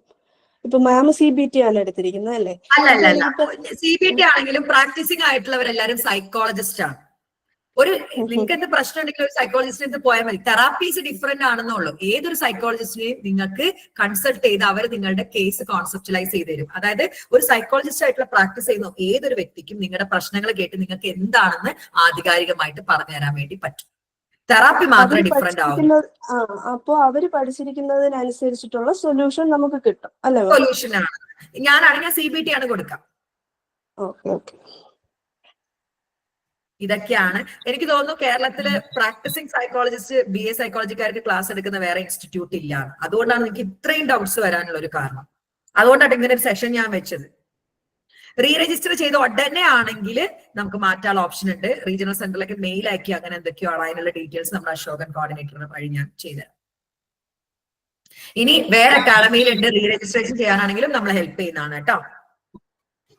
ഡിഗ്രി PG ഇങ്ങനെ MA BA MA ക്ലബ് ചെയ്തിട്ട് 4 ഇയർ ആക്കുന്ന കേട്ടിട്ടുണ്ട്. അങ്ങനെ അതിന്റെ പൂർണ്ണ കരട് രൂപം വന്നിട്ടില്ല. അത് വരണം. വരാതെ എനിക്ക് ആധികാരികമായിട്ട് അതിനെപ്പറ്റി പറയാൻ പറ്റില്ല കേട്ടോ. എന്റെ ക്ലിനിക്കിൽ ഫാമിലി കൗൺസിലിംഗ് ഉണ്ട്, ഇൻഡിവിജ്വൽ സെഷൻ ഉണ്ട്, പ്രിമാരിറ്റൽ ഉണ്ട്, എല്ലാം ഞാൻ ചെയ്യുന്നുണ്ട് കേട്ടോ. അതുപോലെ തന്നെ ലേണിംഗ് ഡിസബിലിറ്റി അസസ്മെന്റും കാര്യങ്ങളും ഒക്കെ നമ്മൾ ചെയ്യുന്നു. ഓക്കെ, അപ്പോ 10 മണി ആവാറായി. 1.5 മണിക്കൂറായി നമ്മൾ സ്റ്റാർട്ട് ചെയ്തിട്ട്. ഇന്നത്തെ സെഷന്റെ ഒരു ഫീഡ്ബാക്ക് സൈക്കോസ്റ്റയുടെ BAPSH ഗ്രൂപ്പിൽ നിങ്ങൾ അറിയിക്കണം. കാരണം മറ്റുള്ള കുട്ടികളിലേക്കും ഈ സെഷനൊക്കെ ഒരു നിങ്ങളുടെ വാല്യുബിൾ ഫീഡ്ബാക്ക്, നെഗറ്റീവ് ആണെങ്കിലും പറഞ്ഞോളൂ, ഞാൻ പോസിറ്റീവ് ആക്കാം. അപ്പൊ എന്താണ് നിങ്ങൾക്ക് ഈ സെഷനെ പറ്റി തോന്നിയെന്ന് ഒത്തിരി നേരം ഈ 2 മിനിറ്റ് എനിക്ക് വേണ്ടിയിട്ട് ഒരു ഫീഡ്ബാക്ക് നിങ്ങൾ അയച്ചു തരിക. അപ്പോ നമ്മുടെ സൈക്കോസ്റ്റയുടെ റെഗുലർ ലൈവ് ക്ലാസ് തിങ്കൾ മുതൽ വെള്ളി വരെ ഡെയിലി 2 സെഷൻസ് ആണ് നിങ്ങൾക്ക് ഉണ്ടായിരിക്കുക. ടൈമൊന്നും നമ്മൾ ഫിക്സ് ചെയ്തിട്ടില്ല. കുട്ടികളുടെ ലൈവിൽ കയറാൻ പറ്റുന്ന കുട്ടികളുടെ ഒരു പോളിംഗ് ഒക്കെ ചെയ്തിട്ടാണ് നമ്മൾ തീരുമാനിക്കുക. അപ്പൊ നമുക്ക് ഒന്നിച്ച് സൈക്കോളജി പ്രാക്ടിക്കൽ ആയിട്ട് പഠിക്കാം. വീണ്ടും പറയുന്നു, സൈക്കോളജി പഠിക്കാം. പ്രാക്ടീസിംഗ് സൈക്കോളജിസ്റ്റിനൊപ്പം എന്റെ കൂടെ കൂടാം. സൈക്വസ്റ്റ ലേൺ സൈക്കോളജി വിത്ത് അഫ. Hope the session was productive and informative. അടുത്തൊരു സെഷനുമായി നമ്മൾ വീണ്ടും കാണാം. എന്റെ ക്ലാസ്സസ് കാണാൻ താല്പര്യം, എന്താണ് എന്റെ ക്ലാസ് എന്ന് അറിയാൻ താല്പര്യമുള്ളവര് യൂട്യൂബില് സൈക്വസ്റ്റ നിങ്ങളുടെ സബ്ജക്ട് കോഡും അടിച്ചു കൊടുത്താൽ നിങ്ങൾക്ക് ക്ലാസ് കിട്ടുന്നതാണ്. നമ്മുടെ ക്ലാസ്സിൽ ജോയിൻ ചെയ്യാൻ എന്നെയോ നമ്മുടെ അക്കാഡമിക് ഇൻചാർജ് 2 ഫോൺ നമ്പേഴ്സ് ഞാൻ ഇവിടെ കൊടുക്കുന്നുണ്ട്. എന്നെയോ അക്കാഡമിക് ഇൻചാർജിനെയോ നിങ്ങൾക്ക് കോൺടാക്ട് ചെയ്യാം. ഇത് എന്റെ നമ്പർ ആട്ടോ. എന്റെ പേഴ്സണൽ നമ്പർ കൊടുക്കുന്നുണ്ട്, അതുപോലെ തന്നെ അക്കാഡമിക് ഇൻചാർജിന്റെ നമ്പർ കൊടുക്കുന്നുണ്ട്. 2ലേക്ക് കോൺടാക്ട് ചെയ്താലും നിങ്ങൾക്ക് അഡ്മിഷൻ എടുക്കാം. ഓക്കെ ആണല്ലോ? അപ്പം സൈക്കോസ്റ്റ അറിയാത്തവരിലേക്ക് എത്തിക്കുക. ഇന്നത്തെ ക്ലാസ്സിന്റെ ഫീഡ്ബാക്ക് ഇപ്പൊ തന്നെ തന്ന ശേഷം ഭക്ഷണം കഴിക്കാൻ പറ്റുള്ളൂ. അപ്പൊ എല്ലാവർക്കും ശുഭരാത്രി. Tata, bye bye and take care. Thank you, ma'am. Good night. Good night. Thank you, ma'am.